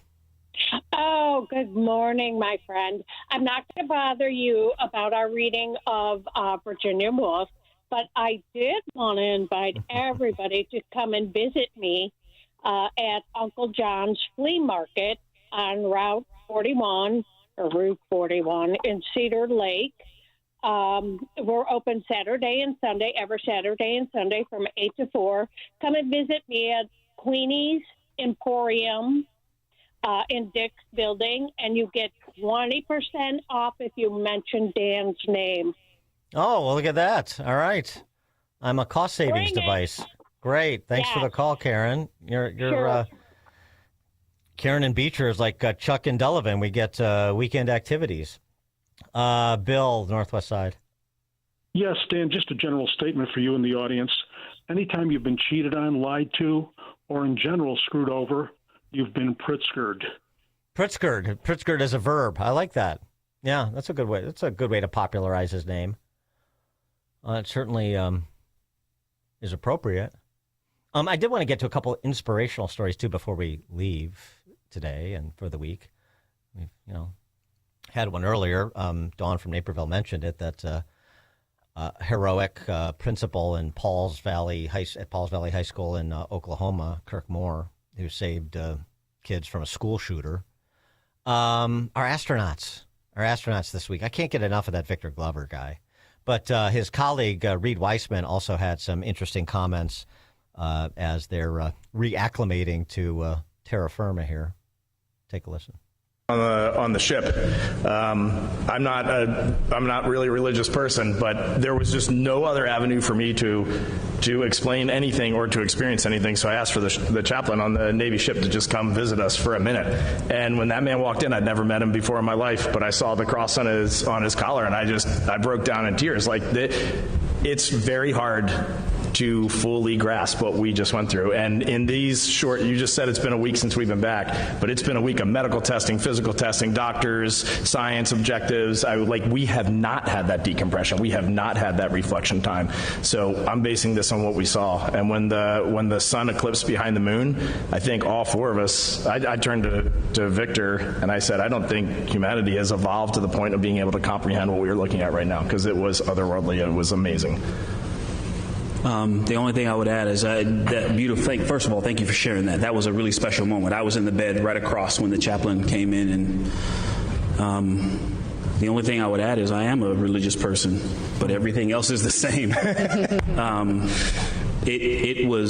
There is something in there, and as we start to process, I'll have to tell you next week, but haven't had a chance to really unpack it all yet. It's good stuff. I wonder, my question for them, it would be after they saw Project Hail Mary, if you've seen the new Ryan Gosling movie. What did you think of Project Hail Mary? I mean, the effects are really cool. And it's, got rave reviews from the audience and from, the critics too. But if you haven't seen it yet, it's different. I mean, it's a little strange. It's like the way I described it to a friend was trying to explain what I saw. It was sort of like, and it's based on a book by the same guy who wrote The Martian, which was very good. But it's sort of like The Martian meets Gravity meets The Muppets. I know that sounds odd, but if you've seen it, I think you'll pick up what I'm laying down. And Gravity was that Clooney, Sandra Bullock movie. The sort of Muppet-like character I'm referring to in Project Exile, though, did have more on-screen charisma than Sandra Bullock. I'll say that. Dennis in Peoria. Yeah, with Eric Swalwell, I think he said it's not over till the Chinese lady sings. Yes. It's not over till Fang Fang sings. By the way, as I mentioned about Ruben Lego My Gallego, Anna Paulina Luna has referred a woman who may have allegations against Swalwell bestie Ruben Gallego. Remember, he's the guy that rides shirtless with Swalwell on camels on the beach. Now, there's a picture, apparently. I don't want to see it. But Ruben Gallego, I said, he's very shaky in his post-Swalwell meltdown interview. And he may be living in a bit of a glass house. Don't know it yet, but we'll see. We'll see what comes out. One more. I got to get to this guy. This is inspirational. You think, you're too old to, I don't know, learn a language, pick up a sport, write a book, do anything. You think you're too old? Meet Tom Green. 60-year-old college freshman and football player. It's been a dream of mine since I was young. I mean, when I was 19, 20 years old, that was the goal, to play college football. When I was 35 years old, I was going to try for the Maryland Terps. You had a fifth child coming along. When I was 40 years old, my mother died. At 50 years old, I had stage 4 kidney cancer.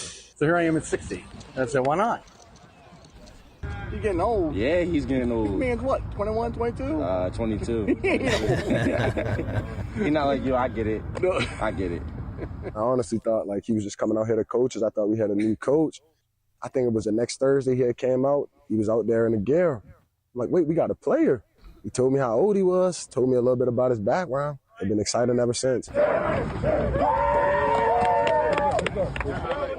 I don't want to just be the oldest guy on the field. I want to be the best. Last year, I came out and I got onto the roster. At 60 years old, Tom Green is playing college ball on the defensive line. It's a walk-on process. As long as you're a full-time student capable of playing and can be here every day, you can be a member of the team. Someone at that age that wants to get up on a cold morning like today to come out to practice, it shows a lot, right? Obviously behind a little bit because I hasn't played football in so long. So having to go that through, that's the biggest difference. He owns a wooden pallet company in Littlestown, Pennsylvania, but the Carroll County native never went to college. He did play some semi-pro football and in 2015 was diagnosed with stage 4 kidney cancer. But I was totally sick, heading out. I was checking out in 2017. But he beat cancer, and now he's out to beat a different record, to be the oldest person to play college football in America. I knew that the number is 61. That was the oldest player that's ever played. So I'm going to be 61 in June. So, I'm going to be tying that record, but, he just kicked the extra point. He's a kicker. So what is it like to play with someone old enough to be your dad or even your granddad? His teammates say he's taught them a lot. It's a great experience. I get to learn a lot from him since he's the older person. I feel like he brings a bunch of energy to the team, and that's what I love. I had to get used to it at first, kind of weird at first, but I got used to it because he teaches us lifelong lessons that we can use off the field. And Tom says they've taught him a few things, too. What they're teaching me is a lot of new words. That's great. I mean, that's a guy living life, huh? All the things that he's been through, what he wanted to do. McDaniel College in Maryland is where he's playing football as a 60-year-old college freshman. That's good stuff. Joe, the poet laureate of Chicago's Morning Answer from Arlington Heights. Joe. Good morning. Today is National Haiku Poetry Day. So based upon your show this morning, I jotted down a few haiku poems. For people who don't know, they're 3 lines. 575, yeah.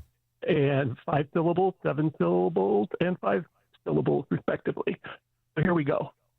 The Pope thinks he's smart, but President Trump knows more. Death was at our door. Second, Walwell has a wife, but he did many bad things. Life. Wait, you cut on the last line. So read the Swalwell one again. Walwell has a wife. He did many bad things. Still no in life. Watch out for commies. I'm sorry, Dan, what? No, go ahead. Oh, I got a bad connection. Yeah, go ahead, Joe. If you can hear me, go ahead. Yep. Watch out for commies. They wish to rule without God. destruction follows. Very good. Thanks for the call, Joe. Appreciate it. Frank, Board of Trade. Yeah, in the matter of serial dating. Some years ago, a woman I had a date with suggested that I reminded her of Phil Connors from Groundhog's Day. Murray plays a cynical big city reporter who is miffed about having to cover a down market event like February 2nd. I recall where we were eating dinner, P.J. Clark's, but not the individual. Her point being, as I interpreted it, that I was a sarcastic and possibly perennial womanizer who engaged in constant search for new female encounters. This, of course, was either a projection on her part or an accurate depiction of my accurate observation of my shallow and obvious reason for inviting her out on a date. The serial nature of my dating career notwithstanding, I believe she may have been onto something. Thank you again for your observation, Miss whatever your name was. Okay, Frank. I hope that was cathartic for you. Oh, boy. All right. All right, Prime Minister, but make it quick. My haiku for the day. From the bowels of the beggar, the crisp, ripe husk arrived unscathed. Okay. Is that it? That's it, my good perspicacious friend. Listen to Dan and double your money. Well, thanks for the call, PM. Appreciate that. Okay, boy, a haiku day. Wasn't anticipating that. All right, let's close it out. Weekend's festivities that you might avail yourself to if you head north of the Cheddar Curtain. For that, Chuck from Delavan. Hey, Herner's Hideaway this Saturday at 4. Be like, you guys all missed it last Sunday. In Allen's Grove, the Boar's Nest Saloon, they got the General Lee on top of it. John Snyder from the Dukes of Hazzards was there. Wow. He showed up. Yeah, and I offered him a bite of my sandwich, but he didn't take it. Well, that's okay. It's quite a brush with greatness you had there, Chuck. Too bad Catherine Bach didn't show up. Thanks for joining us on another edition of and week of Chicago's Morning Answer. Have a great weekend. It's now 9 o'clock at AM 560 WIND Chicago. This is a Fox News alert. Oil prices are plunging. Stocks are surging. I'm Dave Anthony. As the financial markets react to what President Trump just touted on Truth Social, that Iran